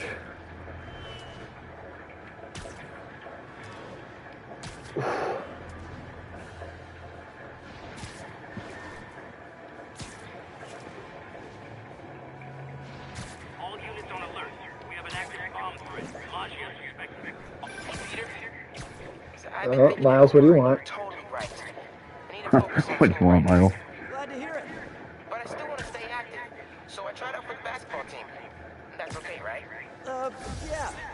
Just be careful. Keep it believable. Don't do anything too flashy. Like what? Well, no. Around the same time of Hellraiser, Cult Masterpiece. Oh, well, Hellraiser, I for sure. Awesome. It was just once, and the dude was talking trash. It was so perfect, I wish you'd have been there. Miles! I won't do it again. I promise. As long as you agree to start training me. Let me think about it. Cool. Okay, homework time. Gotta go. And that little thing about him playing basketball in school, that was a little wrinkle I thought could be added to Barbara Gordon's backstory, actually, to make for just a bit more slightly compelling drama on her part. Because I was thinking about the Batgirl movie, and like how in comics in general, there's usually kind of a push to get away from her having ever been Oracle or having ever been in a wheelchair or ever. I don't understand. But when you think about it, that's the best Batgirl story ever told. It just wasn't from her perspective in Killing Joke. But if you actually made that story, but from Barbara Gordon's perspective, it would be the most impactful moment that had ever happened in her life. It would be like if I got shot through the spine by a serial killer and put paralyzed for the rest of my life. That would be the biggest moment of my life. Yeah. And that to have real world ramifications and consequences and actually tell like a great superhero drama and just a great drama. That's kind of the place to focus on for a Batgirl movie, if you ask me. No, totally. And you know, something I like to do for fun sometimes, lately is like, I've been making a list and kind of forming my own headcanon. Yeah, so she was Batgirl, and then she got paralyzed, and then became, you know, Oracle. And Huntress she is a separate vigilante character. Huntress is typically Batman and Catwoman's daughter from Earth 2, right? Well, the first version of her was, and then the second version of the character was Helena Bertinelli, which was from the Mafia, and she's the version, if you saw the Birds of Prey movie, that was the version they used there. Right. But, you know, I've been like... I still haven't, actually. I honestly like that movie better than I guess a lot of people, because I think it's a grittier and a little true to some of the Gotham underworld elements that I like them to try and get right about Gotham in a you know, any kind of Batman media. I mean, I liked it a hell of a lot better than Suicide Squad, the first David Ayer's Suicide Squad. Well, right, and that was trash. So. Yeah, and then and honestly, even over her subplot in the Suicide Squad by James Gunn, I liked the Birds of Prey movie for her side of things more. Her specific character. Yeah. Although I do like that she just ends up shooting that guy in the head with like not much of a second thought after he tells her all that stuff, you know. That didn't try to hero her actions up Right. very much. For Broody Loner, the Batman is starting to match the X-Men in size. Yes, no, well, and that's what I like. I just love all the contradictions within Bruce Wayne as a character and these little ironies is what I think makes Batman such a great character. And I mean, I feel like this happens every stream. It's like I start waxing poetic about Batman and why he's the greatest. But I like that he claims to be this antisocial loner, and yet he's maybe got the most sidekicks. Or he does have the most sidekicks. And, I mean, that's mostly just because only Batman comics sell at DC. Right. And they just need to keep expanding the character base through him. You know. Right. But, that he's got the most people that care about him, even though he's this loner, I think is a cool irony within the character. And... yeah, so like every once in a while I try and piece together kind of my own headcanon of that is both true to the facts of the comics canon up till like, 20 years, pre-New 52. That canon I try to fit in as much of like the facts that have been stated in the comics and that haven't changed so much. And also trying to kind of figure out how to put all that together into one kind of headcanon. Right. And like, for Barbara Gordon, I started thinking about like if she starts being Batgirl in high school at like 16, she's Batgirl for like 3 years, and then she starts going to college at 19. She's had her first year of college. She's doing great with grades. And I also thought if she's such an athlete that she can hang with Batman, she'd basically be a peak athlete as well. Right. So she would also probably, maybe she also went to college on like a basketball scholarship as well too. Right. And I just thought about having this real world thing that would be so meaningful to her that would also be taken away from her in her real civilian life by the Joker shooting her in the spine. And I was just like, my God, there's so much drama to be tapped from the Joker not ruining her life, but her being resilient and her becoming still Oracle and becoming... I don't know that comic. Nemesis? It's like if Batman were evil. Oh, I don't know if I've read that one either. I'm not familiar with it. It's not ringing a bell off the top of my head. What's kind of the gist of the story in that Batman? Check it out. Is that a Batman story, or are you just comparing it somewhat to Batman, but it's also kind of its own thing? I think he's just recommending it, I would say. I mean, I'll definitely check into it. It's nice to have somebody recommend a Batman comic to me on the street. Right. Does not happen very much. It's hard to resist a setup like that, but I'll hold this off. Thanks, MJ. Let me know what you find. Here for a moment, I'm going to pass the controller off while I just go use the bathroom real quick. No problem. Time to kill. Let's see what's happening out in the city. Did I get you trapped in something? Maybe. Oh, no, I was just in shadow. I was Jackie Estacado in the darkness there for a second. Let's see. Just collect some backpacks and shit.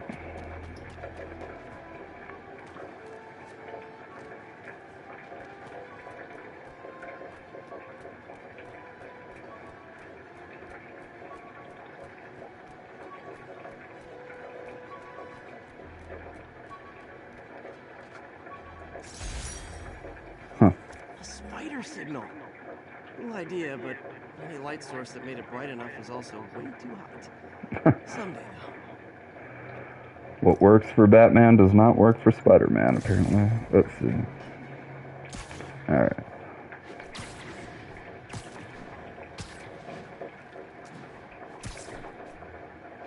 All units, we have reports of a large transaction No, that's awesome. Yeah, any other Batman comics you can recommend, I'm all ears. Don Orchard, Don Sicily, Don Machi. Just it. And of course, that metal-domed lunatic, Hammer. Criminals, but ones who follow a code. Better than most, right? Wrong! They toss their code out the window the second it's inconvenient because of Sweet dreams.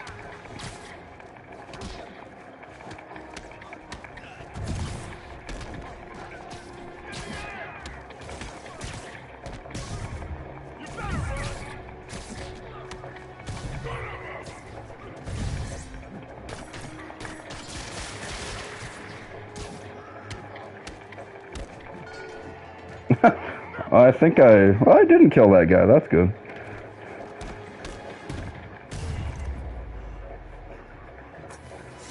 Nothing like stopping an illegal currency exchange.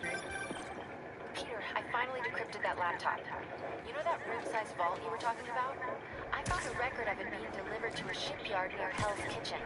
It's gotta be where the boy is. No, was that Warren Ellis? I wanted to read the comic after I saw the movie because when I heard about the kind of world of the comic and that it's actual supervillains and the look of the comic, that intrigued me a lot more than the movie version of it. But I that's still one I have not gotten to read yet.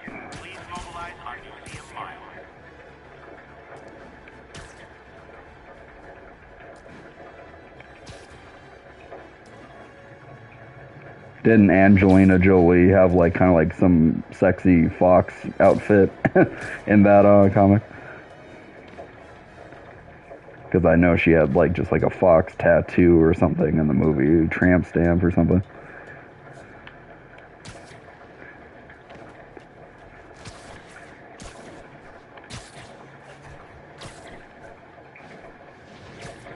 That's what it sounded like.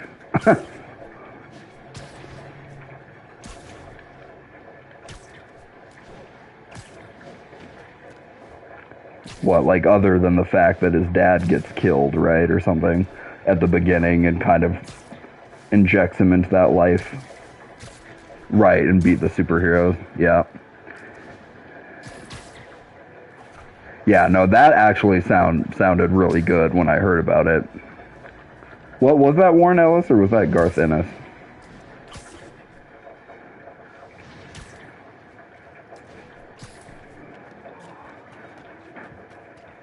I feel like it's usually always one of those two that are writing a slightly more cutting-edge comic book. Oh, what did I miss? Oh, he was Talking comics. He said recommended the actual Wanted comic book. Oh I've never read the comic either, but I know it's totally different from the. Just looks way cooler than the movie. Yeah, I remember like even just the little bits of the comic I've seen are like so different from the movie. It's like the movie would be okay if you didn't know it came from a much better source material. Right. Which is probably the case with a lot of adaptations. Yeah, that's definitely true. There you go. So, alright, so I don't think we'll finish all 3 DLCs sure. today, because this is just the first one, and I feel like it's already... Yeah. I mean, I guess we haven't been playing that long, but... Yeah. So I'm thinking maybe a stream, so maybe 3 streams, one for each DLC. That would work. What do you think I'd be able to come over 2 more times? Kryptonite condoms. Bad guys made of feces, and at one point just walks into a police station and caps everyone on a whim. That sounds like a Garth Ennis move to me. I'm guessing that was Garth Ennis. Yeah, that definitely sounds like Garth Ennis. But I mean, even like we could also just like we could totally like, so if you're not going to be able to do it too, right? Like right. Too much longer. We could totally find like extra different times to stream. Sure. Like, sure. We could we could find some like extra time, like outside of our usual. Oh, sure. I'm free to come over most times. You're saying we'd have to squeeze in 2 more. probably. Yeah, I think 2 more. Or if we were able to do like A on a long weekend, one. do a Sure. long one, maybe we could just Sure. kind of do one more. But Okay. Well, tomorrow I'm gonna try to drive to another state with my beater of a car. If that's not successful, then tomorrow I'm around. Sunday. yeah, I mean I work both Saturday and Sunday that's this right. weekend. So like when I work Saturday, Sundays, I Right. have Friday off. Oh, right. But I mean I think we could find time. I Sure. think we can Okay. find time. Sweet. We'll definitely. Like kill your son. We have to do this quietly. This is cool because you can like command her to take guys out too. Oh yeah.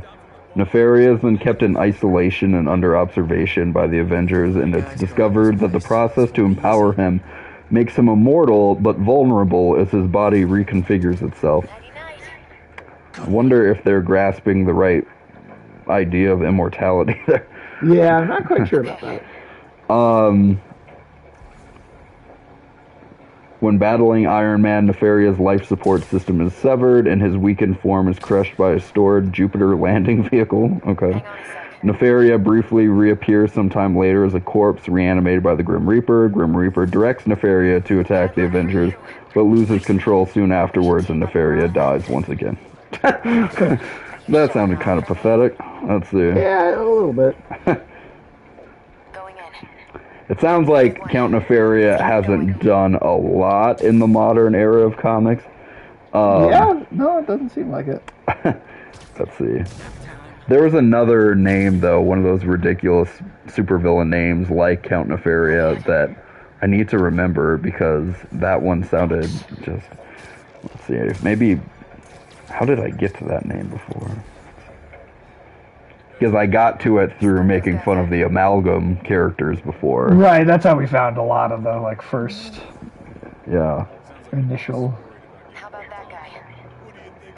That's an awful comic arc title during the Spider-Geddon story. Yeah, I remember that. One for life. Let's not mess this up.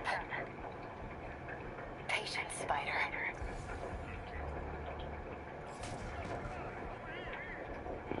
Yeah, I need to find that one other character. Let's see.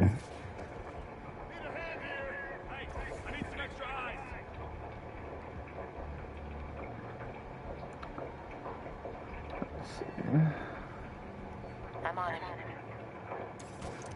Oh, Mark Millar. Oh, that okay.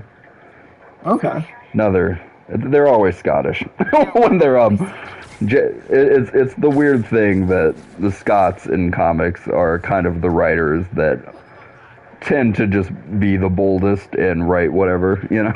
Remember the Superboy villain called the Mightily Endowed with her hypnotic headlights? Okay, well I'm gonna look up that That's one what right we're looking now. at next. Yeah.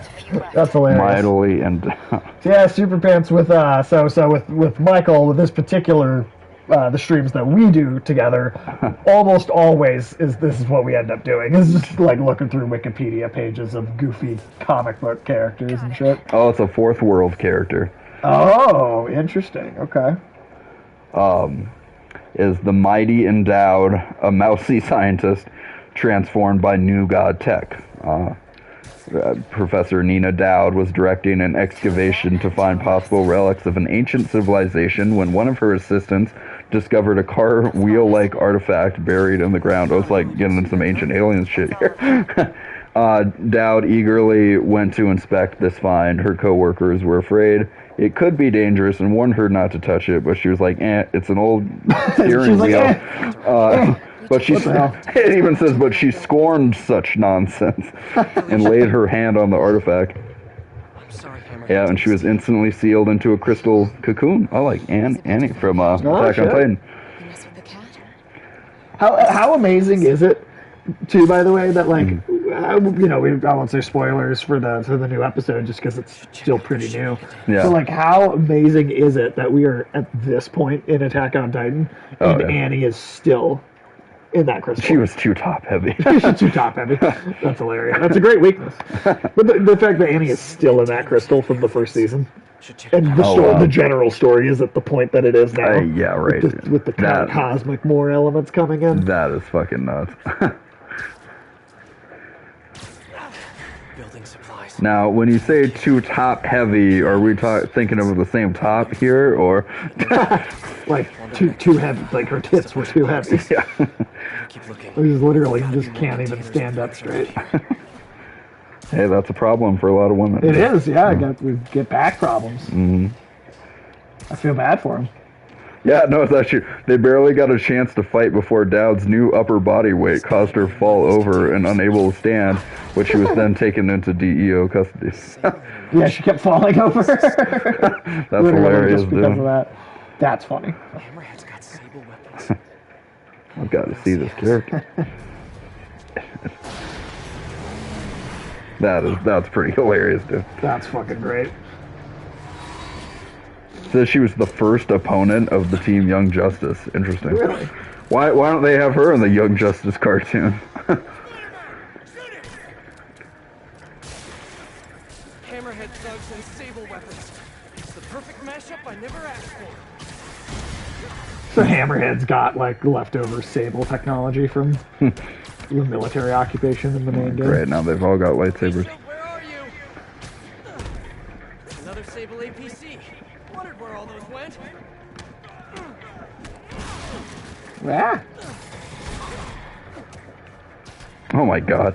The Mighty Endowed has cat-like features, cat ears, fangs, striped skin, because her name was originally intended to be Sex Kitten. She's supposed to be called Sex Kitten. And her real name was going to be Professor Sex Contain. What? So like making some like James Bond, Austin Powers sex sponsor. Wow. Okay. This character is this is a character some of the PC crowd would be kind of pissed about. Oh yeah. People would not be cool with that today. That was a brand new thing. I would love that. It's not like it's exactly a great character anyway, but I mean, maybe in Peacemaker or something like that. that's true. That's true. You know, That is just true. because some of these characters are sillier doesn't mean there's not a place totally for agree. them. You just still gotta in find the some right of way the- to do it. Yeah. I mean, that's part of what I love about James Gunn is that he almost seems Oh. to specialize in that kind of character. I feel like if James Gunn knew about, that character, he would have already incorporated them, or he had he's plans waiting to to, incorporate. Yeah. I mean, shit, who knows? Peacemaker could have multiple seasons. Yeah, actually, they did, I think, get approved for a second season. Oh, shit, really? Yeah, Okay, yeah. cool. Which I don't even think was something James Gunn was planning on, so, but he said he's got story for it. He'll come on. Hey, we just got raided by Mad hey, Ted. Hey, Mad Ted, thank you so much for that raid. How was your stream? How you doing? Welcome in, Raiders. If you haven't been here before, this is Rated M for Immaturity. We just kind of talk shit and play games. Hey, man, can't stay for long, but I hope you have a brilliant rest of your stream. I appreciate that, Mad Ted. I hope you had a good stream as well today. See, look how badly I'm doing in this combat right now. These enemies such that we're introducing is like, Yeah. fucking stop shooting me. And I mean, honestly, like some of the places this first season of Peacemaker has gone, it's like I do love this and like The Boys and superhero shows that are willing to like go a little more cutting edge and defy some of the superhero expectations that are being kind of built by the Marvel universe right now and whatnot. Yeah, well, it's just nice to have variety. Yeah. Well, it's just like if you have something owned by Disney and something corporate that is going to be a little, I don't want to say neutered, but, it's not going to go to Marvel, those... it hasn't necessarily been that way, but Star Wars has. Star Wars got it. And, They got the clips real bad. Yeah. And it's just like not be able to go to those R-rated places very often. And granted, I don't think the MCU should very often go. But it'd be nice if it had the option for every once in a while. For the characters that need it or deserve Deadpool, it. Blade, Punisher especially. Yeah. So to have shows like Peacemaker, hopefully we'll show them that at some So while point... we were busy, she just... Oh, okay. Yeah. It's that damn cat statues. bobblehead. Yep. It's a cat Funko. I'm surprised Funko hasn't created that exact kind of toy, but in Funko form. They maybe have, to be honest. I needed help to pull off a job this big. All you ever wanted was Hammerhead's drive. The entire wealth of the Magia. Spider-Man's like, do you even have a kid that I have to pay child support for? You think he's gonna be mad at me? So, the kidnapping? Your son? That was all just a lie? Lie is such an ugly word. I prefer misdirection. So yeah, no, she never had a kid. I prefer fake news. I earned these. Besides, Hammerhead's on a mission and nothing is gonna stop him. If anything, I just helped slow him down a bit. Actually, sorry, this actually I think is the end of the first DLC here. Oh, awesome. So we'll at least get to start the second one today. Oh yeah, sweet. Huh.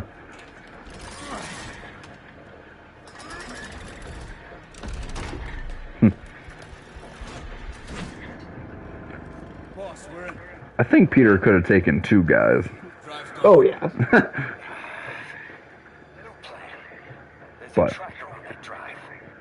But now he's getting some info. Yeah. Oh, he's like, oh, I gotta save her life.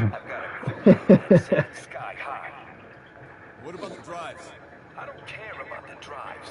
I just want Spider-Man's like, I kind of do too. She did put him through some bullshit. On that drive. Felicia's in trouble. Gotta get to her fast. I remember Spider-Man looking kind of like not in the best light during that like Omega Sanction comic event where it was a crossover between Punisher, Daredevil at the time, and Spider-Man, which I think was called the Avenging Spider-Man comic at the time. Was that one? Okay. And there's like a weird part where Spider-Man's like kind of being villainous because he sees Black Cat kind of like making out with Daredevil, and he's just kind of stalking her and like looking through a window. That's it's like creepy. On the side of him. I'm also so not surprised that she got it on with Daredevil at least a little Oh bit. yeah, he's on the side of the wall, and Spider-Man's just looking at him through the window. He's like, that bitch.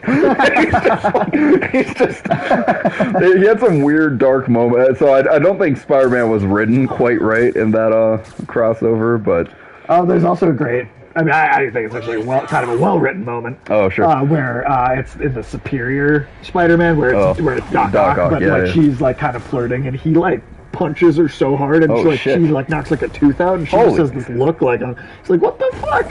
God damn. But it's Doc Ock, right? Not Peter. So right, fuck, that's intense. Did Hammerhead just assassinate Black Cat with that explosion? I hope so. To be continued. All right, so that was cool. That's one. Yeah, that's one down. That's a good deal. And then since we're not going to do I'm not going to spend time on any of the side content for these DLCs, but so that the police officer that wanted us to find all the missing paintings, that is her dad.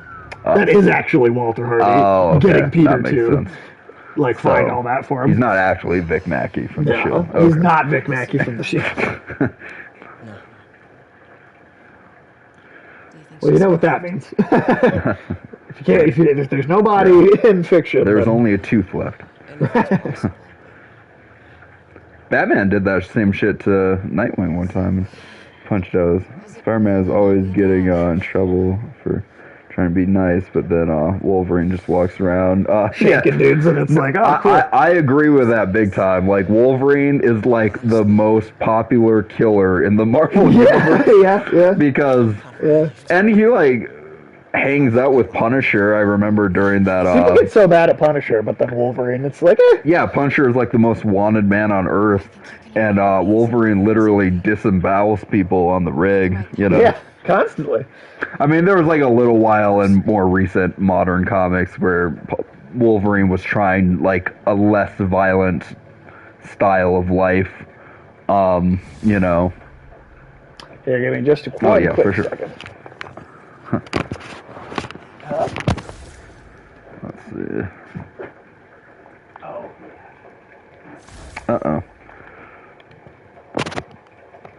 The controller is not working. Oh, Okay, the camera is working. That's weird. Okay. Alright, that was weird. Huh.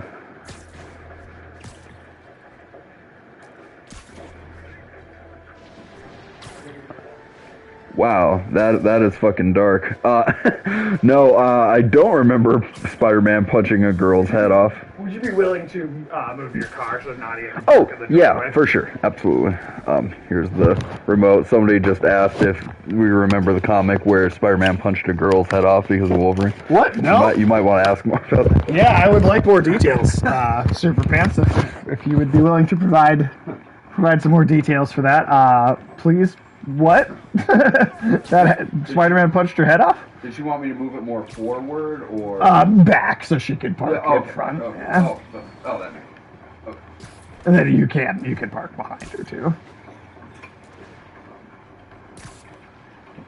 Yeah, no, I need a little more information about him punching this chick's head off it's because of Wolverine.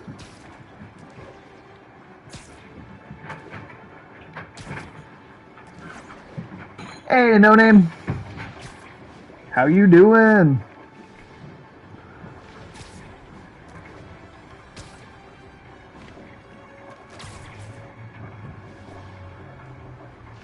Apparently, No Name, do you know about this comic where Spider-Man punched a girl's head off? Are you aware of this?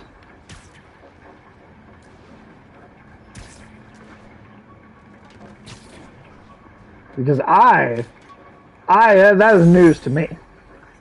That is kind of very surprising news to me. I just have a hard time imagining Spider-Man being that level of violent, you know?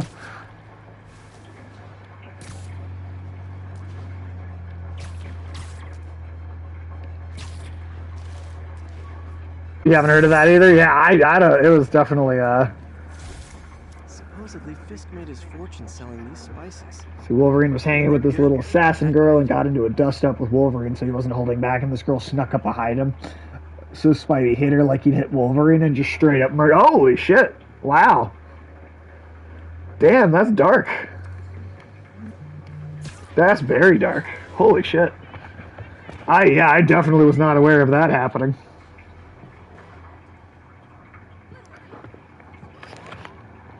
Yep.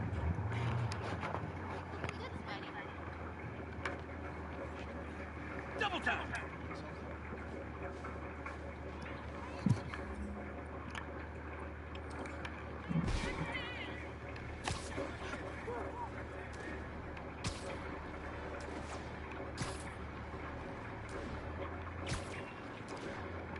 So, were there a lot of consequences for this?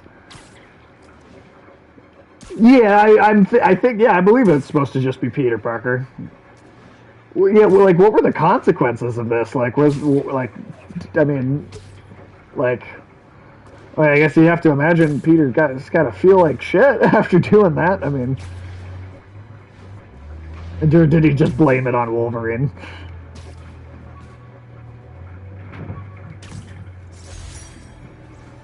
Shield should pay for his therapy. Actually, though.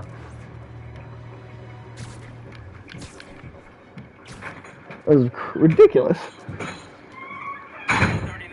Witnesses reporting armed men looting a commercial storefront. Officers Did Spider-Man punched someone's head off one time? Spider-Man punched someone's head off one time in the comics. Oh, wow. Like he was trying to fight Wolverine, and so he hit Wolverine, but he accidentally hit someone else and just straight up murdered a girl. Oh, okay. So she was trying to get herself killed. All right, that makes sense. Still, I have to imagine Peter feels like a piece of shit after doing that. Sorry about blocking you out there, Nutty.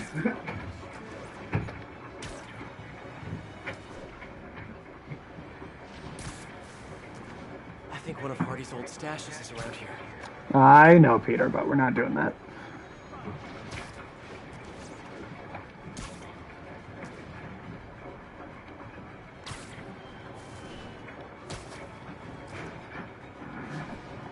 wait.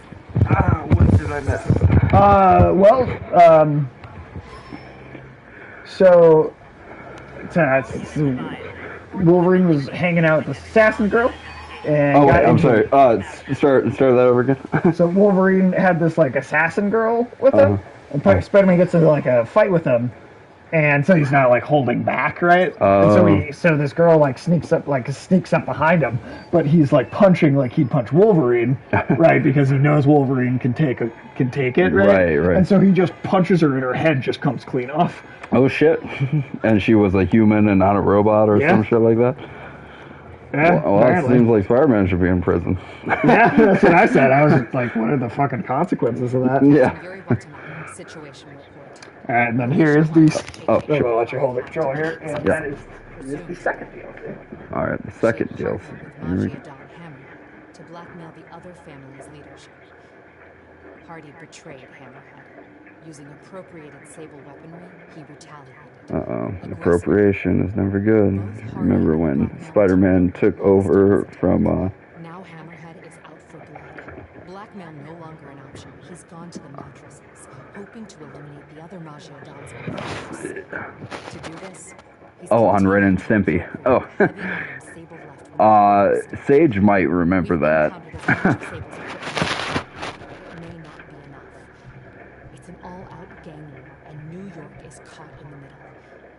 But we may have just gotten lucky. The Maggia have Hammerhead pinned in the old Harlem sanitarium. If we can keep his men distracted, a small team may be able to infiltrate the building and take him alive. We've got one shot at this. We have to make it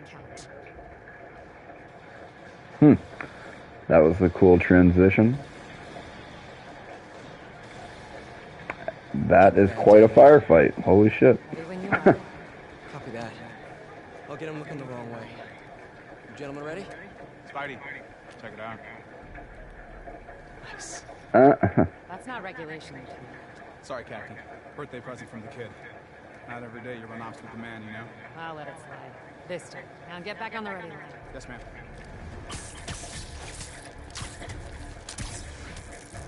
Let's do this. Them zip lining down spider webs. I kind of never thought I'd see that.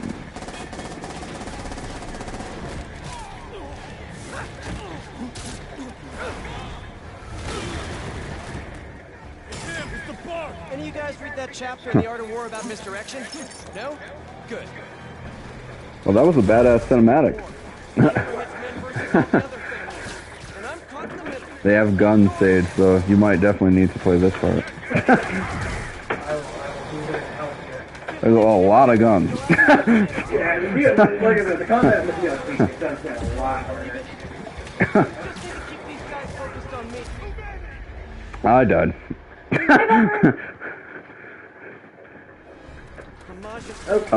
Wouldn't the web stick to whatever they're that's a good point. Superfans, yeah, that's a very good point.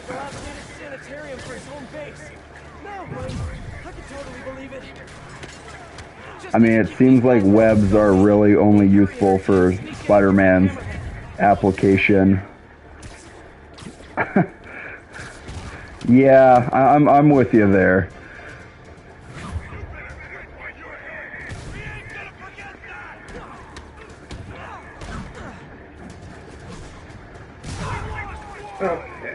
Alright, well, I haven't died yet somehow, so if you want to try to take it over mid-fight here, you can. Sure, I got you. They brought up the cinematic for this whole DLC so far has been cool. Like, Spider-Man made some webs, and these cops started ziplining down spider webs, and they made the point, like, wouldn't they just stick right there? Yeah, you'd think so. Yeah. Wait, do you remember when Spider-Man took over from Powdered Toast Man on Ren and Stimpy? I don't remember that. Okay. I was saying, if I don't remember it, maybe Sage would, but... Yeah, I don't remember that at all. Was that on the show Ren and Stimpy? Was that just like a Spider-Man gag? I don't remember that show particularly well, to be honest. I haven't seen it since I was really little.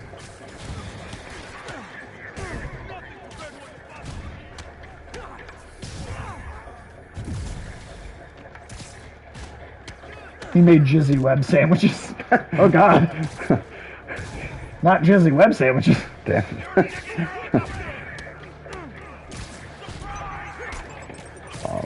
see. I'm glad we got that recommendation to read up on Mighty Endowed. That was Mighty Endowed. That's a pretty funny. That was character. a great DC character that I am definitely going to remember.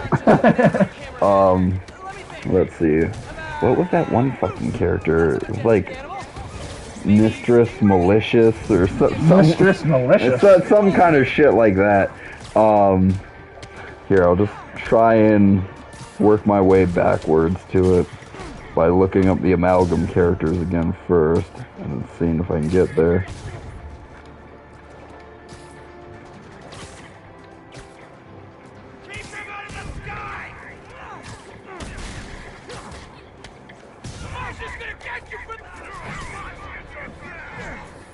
You're on Magia turn now.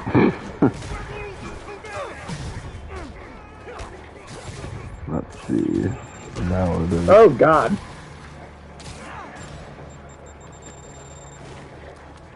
Neither side is really. Forget Hammerheads, guys! Concentrate on the fighter! Hammerheads, guys, fighting the rest of the Magia is like coming to a party where you hate everyone. Man, those good quips and wits that Spider-Man comes up with. Here they are. I know, I feel like we spent so much of this playthrough just ragging on No Way Home.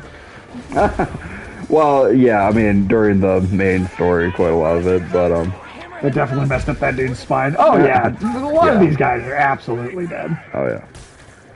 Have to replay the Spidey games, just got a PS5. Ooh, nice! Yeah, oh yeah, hell yeah, you definitely should replay them. That's the big reason we're doing it, because of the remaster on the... Yeah. Well, and because you never played the... I never got to see the story play out fully, so... It was excellent storytelling. Well, and that was kind of why we were ragging on No Way Home for a bit. The story in this game is way better than the story in No Way Home. Yeah, there have been some truly great kind of cinematic Spider-Man stories. One of them has been in a video game, right. You know, and the other was in the Spider-Verse, you know, so it's just like I feel like, yeah, you know, I mean, hey, No Way Home did take a lot of risks for a live action Spider-Man movie. And it's not like I don't like it at all. I like the movie. I just don't think it's nearly as great as everybody else seems to think it is. For being like, what, the sixth, at least at the time I read it, like the sixth most profitable movie of all time. Right. Like I think there are. It's for me. It's like number 5 on good Spider-Man movies. Like I like even the original one a little bit better. Yeah.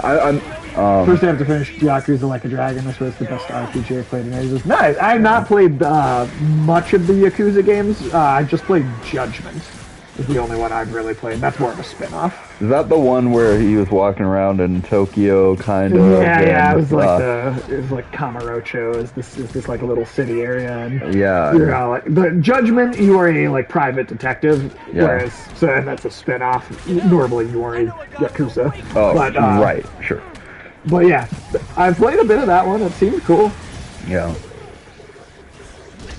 Oh, yeah, these I forgot what I was saying. Oh yeah, but I'm betting the Matt Reeves Batman is gonna be a bit better than Spider-Man No Way Home was. Yeah. I mean, I do. Yeah. I mean, I didn't even think Spider-Man No Way Home was the best comic book movie to come out last year. Right. But I would have said the Suicide Squad was definitely a better film. Filled with hobo magic. Aren't they all? Let's see. Damn, how did I get to that crappy villain? Let's see.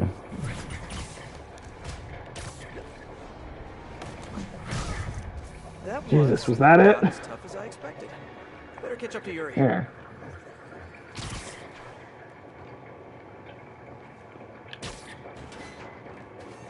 I actually got some interior again. Hey Yuri, we're all good outside. How's your team? So now, are you aware of the Yuri Watanabe character from the comics? This like police. No, like I said, every time they were saying Watanabe, I thought they were talking about Ken Watanabe. Yeah. I mean, the last name is basically the same. Yeah. But so Yuri is I believe from the Ultimate Comics. Okay. And she is like totally like this kind of contact for Spider-Man, who then becomes herself the supervillain Strife. Oh, okay. Interesting. So you're saying they could be laying the groundwork for that in the future? I think they definitely are, and I think this DLC in particular kind of starts to build up that at least the potential for that. Ah, interesting. No talking during the infiltration. Ah. This looks like Hammerhead's base of operations, but no Hammerhead, no Yuri. Okay, can you? There we go. They were betting over districts. Over who gets to control what once the rest of the Magi are out. Yeah, that makes sense. New Yorkers love being told what to do.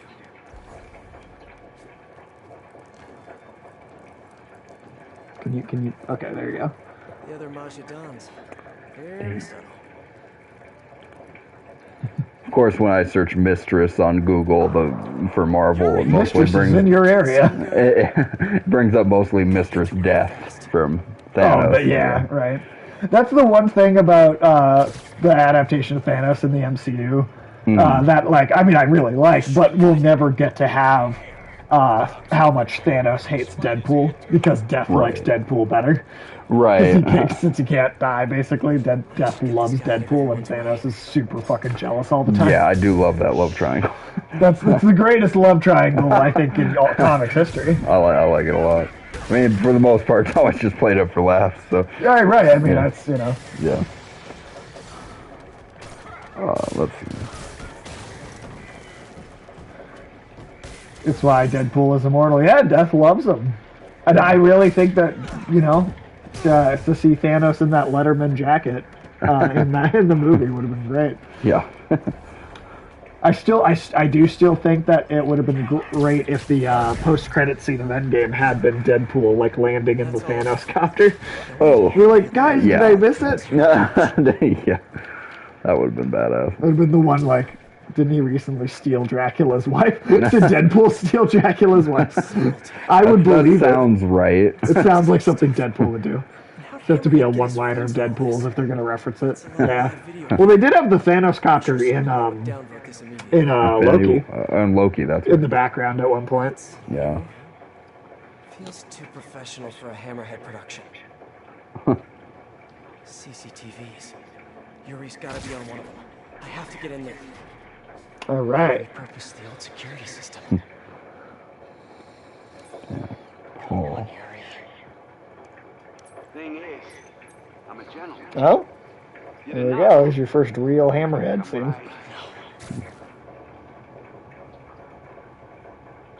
But you had to go and sneak around. That's the problem with you new cops. Oh, I love that. That's badass. Fucking headbutting him.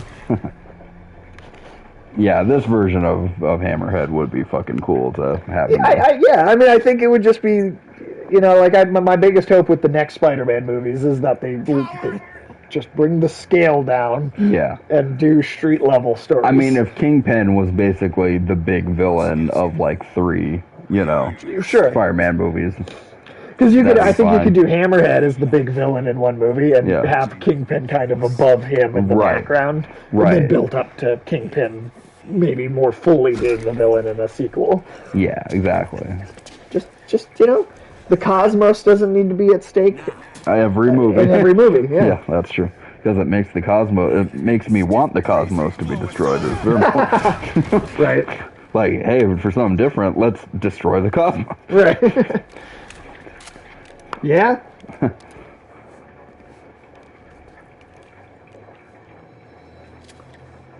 I mean, I like he actually is executing all of these cops, right? Like. Mm-hmm.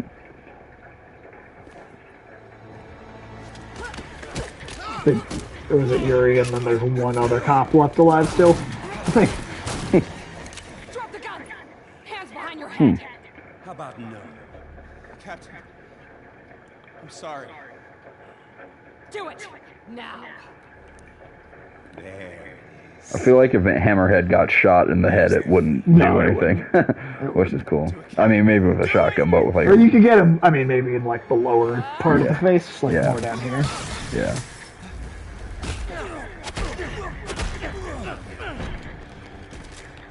So even that, like, they're playing with like lighting and shit in a way that like... Yeah. It's like the Christian Bale movie Equilibrium. One of those action scenes. If the Cosmos aren't at risk, how can we have random shit falling from the sky every movie? Well, that's fair. I feel like Hammerhead was a miscommunication. Like, dude, we need a metalhead character. Oh, okay, bro. Yeah.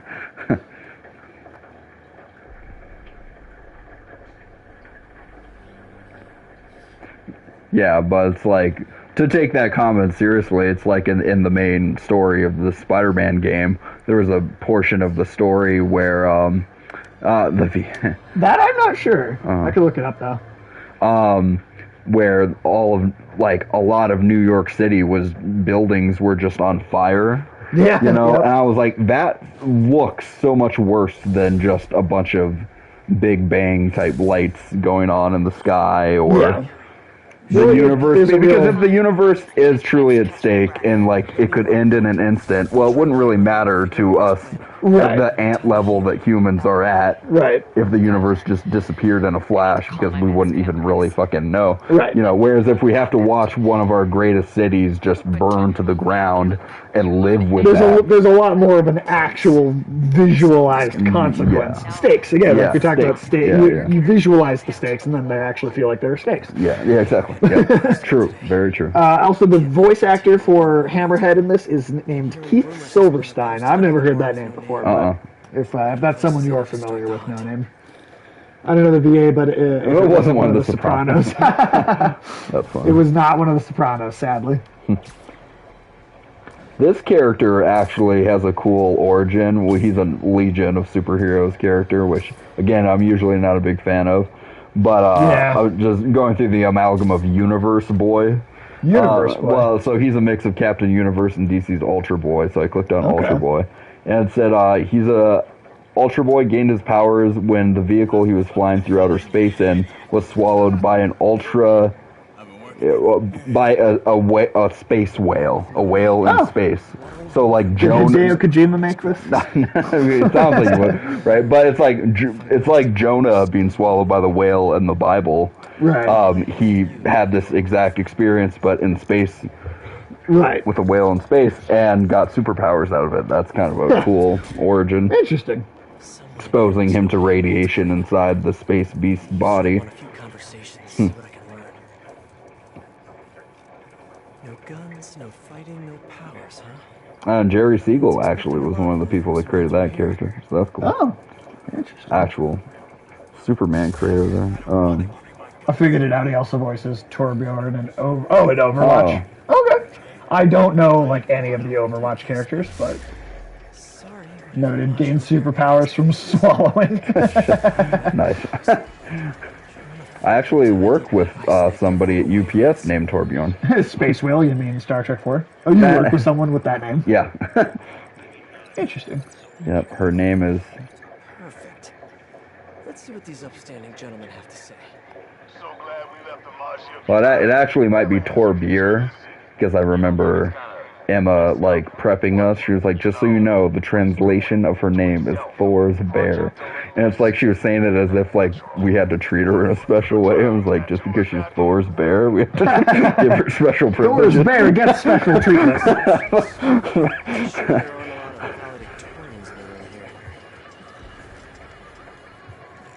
Are those the spider arms in that, Oh, this is the little spider the bat. drone, yeah. Yeah, it's the little spider bat.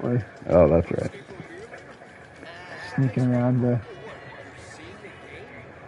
Oh, shit. That... This is like a mobster bar. We only have a beer right These guys has to know what Hammerhead's planning next. Hey, they seem like a couple of good fellows, man. Can't just leave them alone. Good fellows, huh? Isolate their local wavelengths. Oh, you know, more or less. All the Mafia Dons are holed up in one location. Oh, I thought you said hold up first. See, when I think of, well, I guess they're not in space, but I always think when you think of talking about like crazy whale creatures, I just think of Death Stranding now. Right. Well, that makes sense. Thor's bear would be Torbjorn because I've had Isborn, which is ice bear. Oh, okay. So Isborn is ice bear, Torbjorn is Thor's bear. Well, Torbjorn was the first pronunciation. I thought I was saying it right at work the first time I heard it, but then I heard... I trust no name with the Norse stuff, too. So. Right. And then I heard somebody, I don't know, say it was Sid Torbier, so I don't know. Yo, this assault on the Mafia Dons. Where does it happen? Got a location? Convenient conversation for them to have. Yeah, no kidding. What's up with newbies getting intel before us? Gonna bust this kid's chops. Bust his chops. It's gonna bust him hard.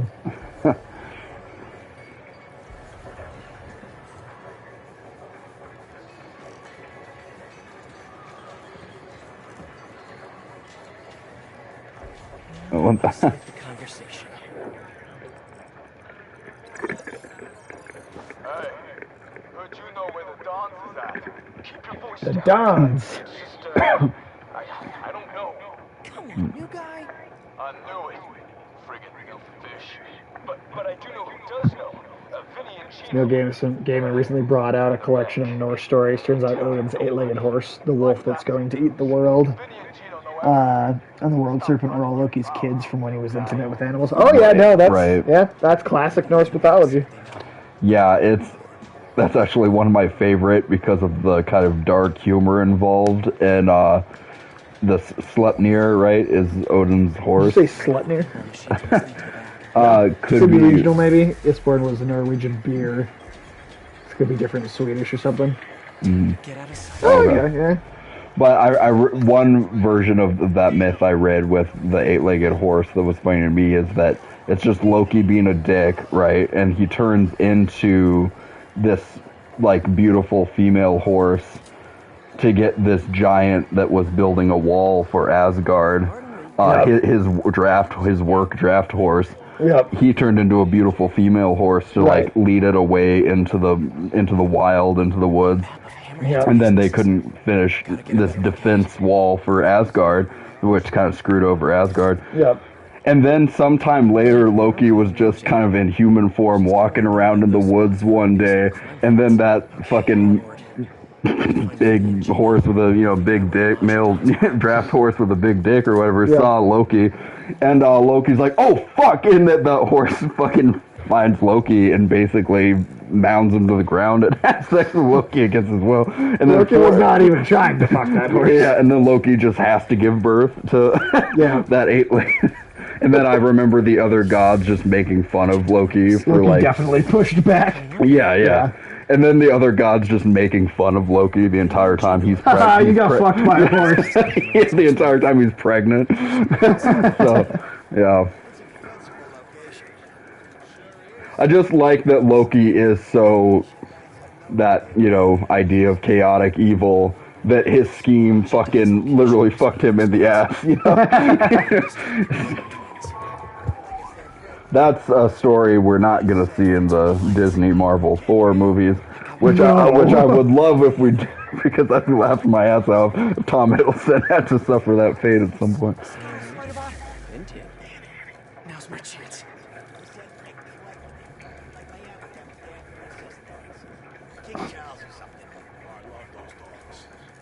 I love those dogs. I need to reach them before Hammerhead does. Nice work, Spider-Bot. Now hide and I'll come back for you later. I feel like for all this gangster dialogue, they're like, what's a bunch of dialogue that sounds funny out of context and shit? He's not evil though, chaotic, yes, but his shit always ends up positive. Right. Well, there's a story in Norse myth where Loki and Thor are traveling through this like valley, and this giant pisses in it to try and drown them and kill them with piss. I don't think I'd heard that one.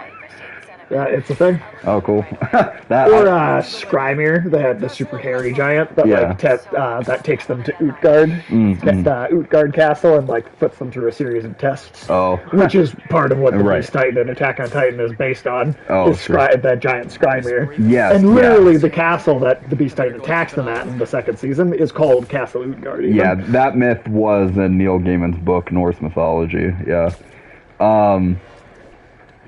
But again, another myth of pissing in a valley that I would like to see in the Thor movies. Basically, all the Norse myths are something I'd like to see actually those Thor characters enact. Yeah, I think you're more likely to see that kind of stuff in like the God of War games. Yeah, most likely. I'll stay on their tail in case anyone shows up without an invite. Well, hey, it's only 2 hours and 10 minutes, and we're into the second one. So I do actually think we could definitely finish all of this DLC in only one more stream. Oh, sure. Well, and the idea of the sky is so badass in Norse mythology because it's just us living inside the dome of Ymir's skull. Yep. You know, and just the clouds are... The ocean is made with Ymir's blood, too. Yeah, right, and the clouds are just her thoughts and dreams floating through her head, you know. Yeah. Norse mythology is fucking cool. Yeah, very cool, very cool. Could you imagine just strolling down the road and you look up as the sun is eclipsed by a massive wave? Well, it kind of happened in Mike Tyson Mysteries. Oh, yeah, and I was going to say they kind of always made those kind of jokes in the Spartacus show on Stars when a character would say something ridiculous like, what if Zeus just came out of the clouds and dangled his cock at you? Yeah. The cow in Norse. Yep, the cow is... Yeah, the cow is interesting.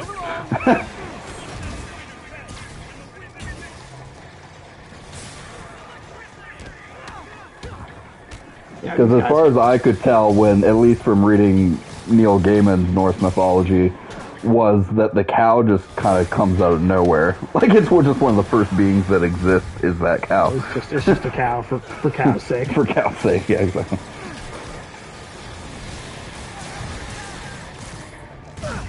Yeah, those guys are super obnoxious with the jetpacks. It's like they leave a trail of lava behind them. Yeah, it's like a snail trail. That's not true. Can we have a D-list supervillain named Snail Trail? Comic. Name the character Snail Trail. And that's his only powers. He just leaves a trail of snail slime behind him everywhere he goes, so the cops can just always follow him from whatever crime he commits. So he just literally is incapable of not getting caught. Yeah. How are you? Tired. Just finished calling my men's families. It was hard. Good, but hard. I'll take care of this, Yuri. Don't worry.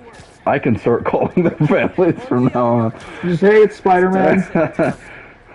Sorry your dog died. It was your dog that The mighty gods were born of Ymir's blood at the same time as Buttercup the cow. Yeah, that is an odd one.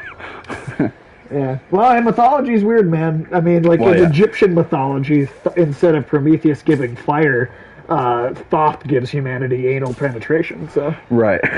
Right. I'm not even. I remember you saying that. Yeah. Well, fucking proctology translates in Egyptian to shepherd of the anus.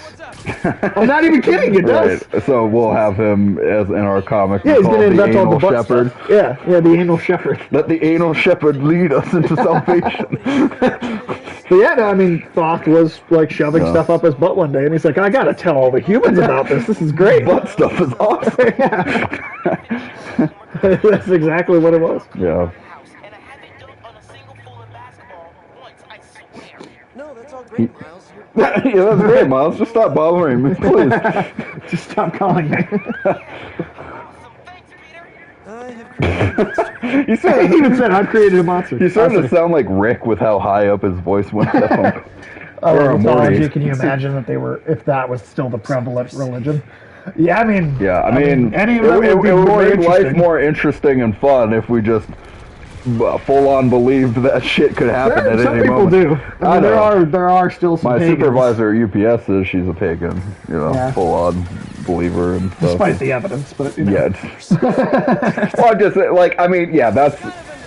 Well, I mean, none of them are any less or more ridiculous than each other. Well, right. They're all religion is equally ridiculous. The killjoy aspect of the like materialistic, observable universe mentality we live in now is that we don't get to just believe in fun, bonkers stuff like that. I mean, some people do. Some QAnon and whoever. Some people still, get to believe in bonkers stuff. But it's like, yeah, to believe in really cool stuff like that being possible.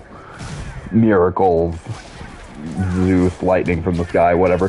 Swan and raping people. Yeah, would also be equally terrifying in that sense. Which is probably part of why we had to conquer that fear a little bit. Yeah. By discrediting the stuff. But like, I do think, in a strange way, life would be more fun. Probably overall, if that was still the case. But I do think it would probably lead to more. Who doesn't pray to Cthulhu these days? Right. Cthulhu's probably got more worshippers than most old gods. Satru is the modern iteration of the Norse religion. They have a few mead halls around Minnesota. Oh, that's badass. I'm going to one of those. That's cool. If I'm allowed. I'm Danish, though, so they might not let me in there. That's what happened one time when I went to a traditional, like, smorgasbord dinner.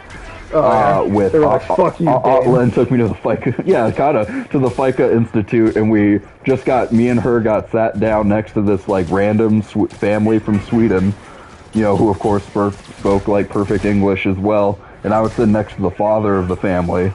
I think he kind of enjoyed my time because I kind of entertained his kids while they talked about stuff. I did the keeping the water in the straw trick. That seemed to blow their mind.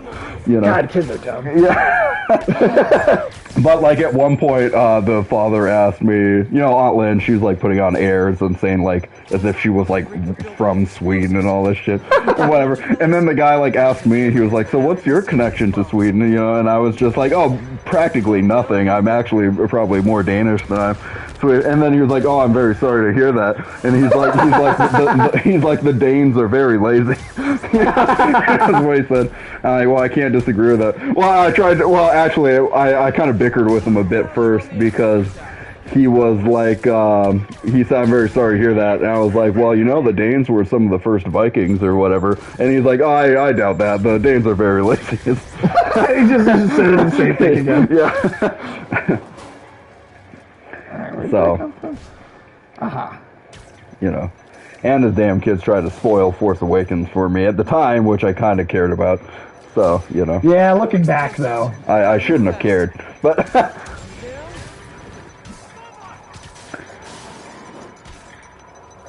no, stop grabbing the other things. But yeah, overall, there'd probably be more murder and stuff if, like, the pagan religions were still prevalent. So, in the name of the gods. Yeah, more perhaps human sacrifice and shit like that. Granted, I think rich people still do that shit all the time. Yeah, that's true. Yeah, they get away with it. So the commoner should be allowed to sacrifice humans too. I mean, how else are we going to feed Ulysses? Feed you, exactly. Right. So when we were playing Outlast 2, that kept coming up. Like, you find somebody like dismembered bodies around, and we just what was Ulysses like tasty? Oh, sure, stuff like that. And at one point, Alex was like, "Oh, come on, you're just gonna leave like half a guy uneaten there?" You're right. Ulysses is one sick fuck. Hope the Don's and ready to find a new hideout. Guys, we really need to rethink your security set up. They are also all dead. Well, they got taken by those like drill things. Oh. Obviously. The drill tanks carry enemies in them. Kind of live where the major confrontations between the Vikings and the English happened. Oh, damn, yeah. Oh, sweet. He got away with the Dons. It's kind of badass. Yeah. The Sable tech he's been stealing. She had more in her. Oh shit. You told me you would take care of this. You told me not to worry. I did, yes, and I screwed up. I'm sorry. Yeah, those things just drill up from out of the ground. I'm honest now. I'll call you when I've got a plan. I have to say that guy from Sweden bragged a lot. I felt myself. Oh yeah, like in the game Assassin's Creed Valhalla, Oh, you that's actually awesome. found where your town is in real life. That's cool. I hate Screwball so much. Yeah, that guy from Sweden was like the whole time was always telling me how it was like, oh, I brine my own ham, I do all that shit. It was just like, You're like, yeah. Sweden. dorky, Dorky. You know that the you know that in Sweden they watched when they watched the Muppets they thought it was the Norwegian chef. Oh, Like on so Swedish- they thought he was talking like a Norwegian. Yeah, They were well, making fun so of him. Oh, okay. yeah, so like Swedish people would watch the Norwegian chef on TV, and then they'd go on vacation to Norway, and they'd do the voice to try and make fun of Norwegian people, but the Norwegian people would just be like, "Oh my god, they actually talk like that." That is funny. Ugh, make us do one of these. Shut up! I hate Screwball so much. I hate it. You know, I'm actually in talks with Yeah, there's a famous story where Ragnar brothers attacked the king here. Damn, so you live That's very right where the badass. Ragnar brothers fucking attacked the king. That's fucking cool, Super Fans. That is cool. That's badass. Come. Oh God. I know, it's obnoxious. That's obnoxious to me as It well. is. Yeah. Right? I modified the Trojan she installed to ping her location each time I do one of her shows. Like, that's if there's one improvement you can make in the second game is to axe this character entirely. You mean by cutting their head off with an axe? Yes. Okay. Yeah, like, I don't want to have to listen to Screwball ever in my life. Patrol for a while. Try to clear my head. Alright.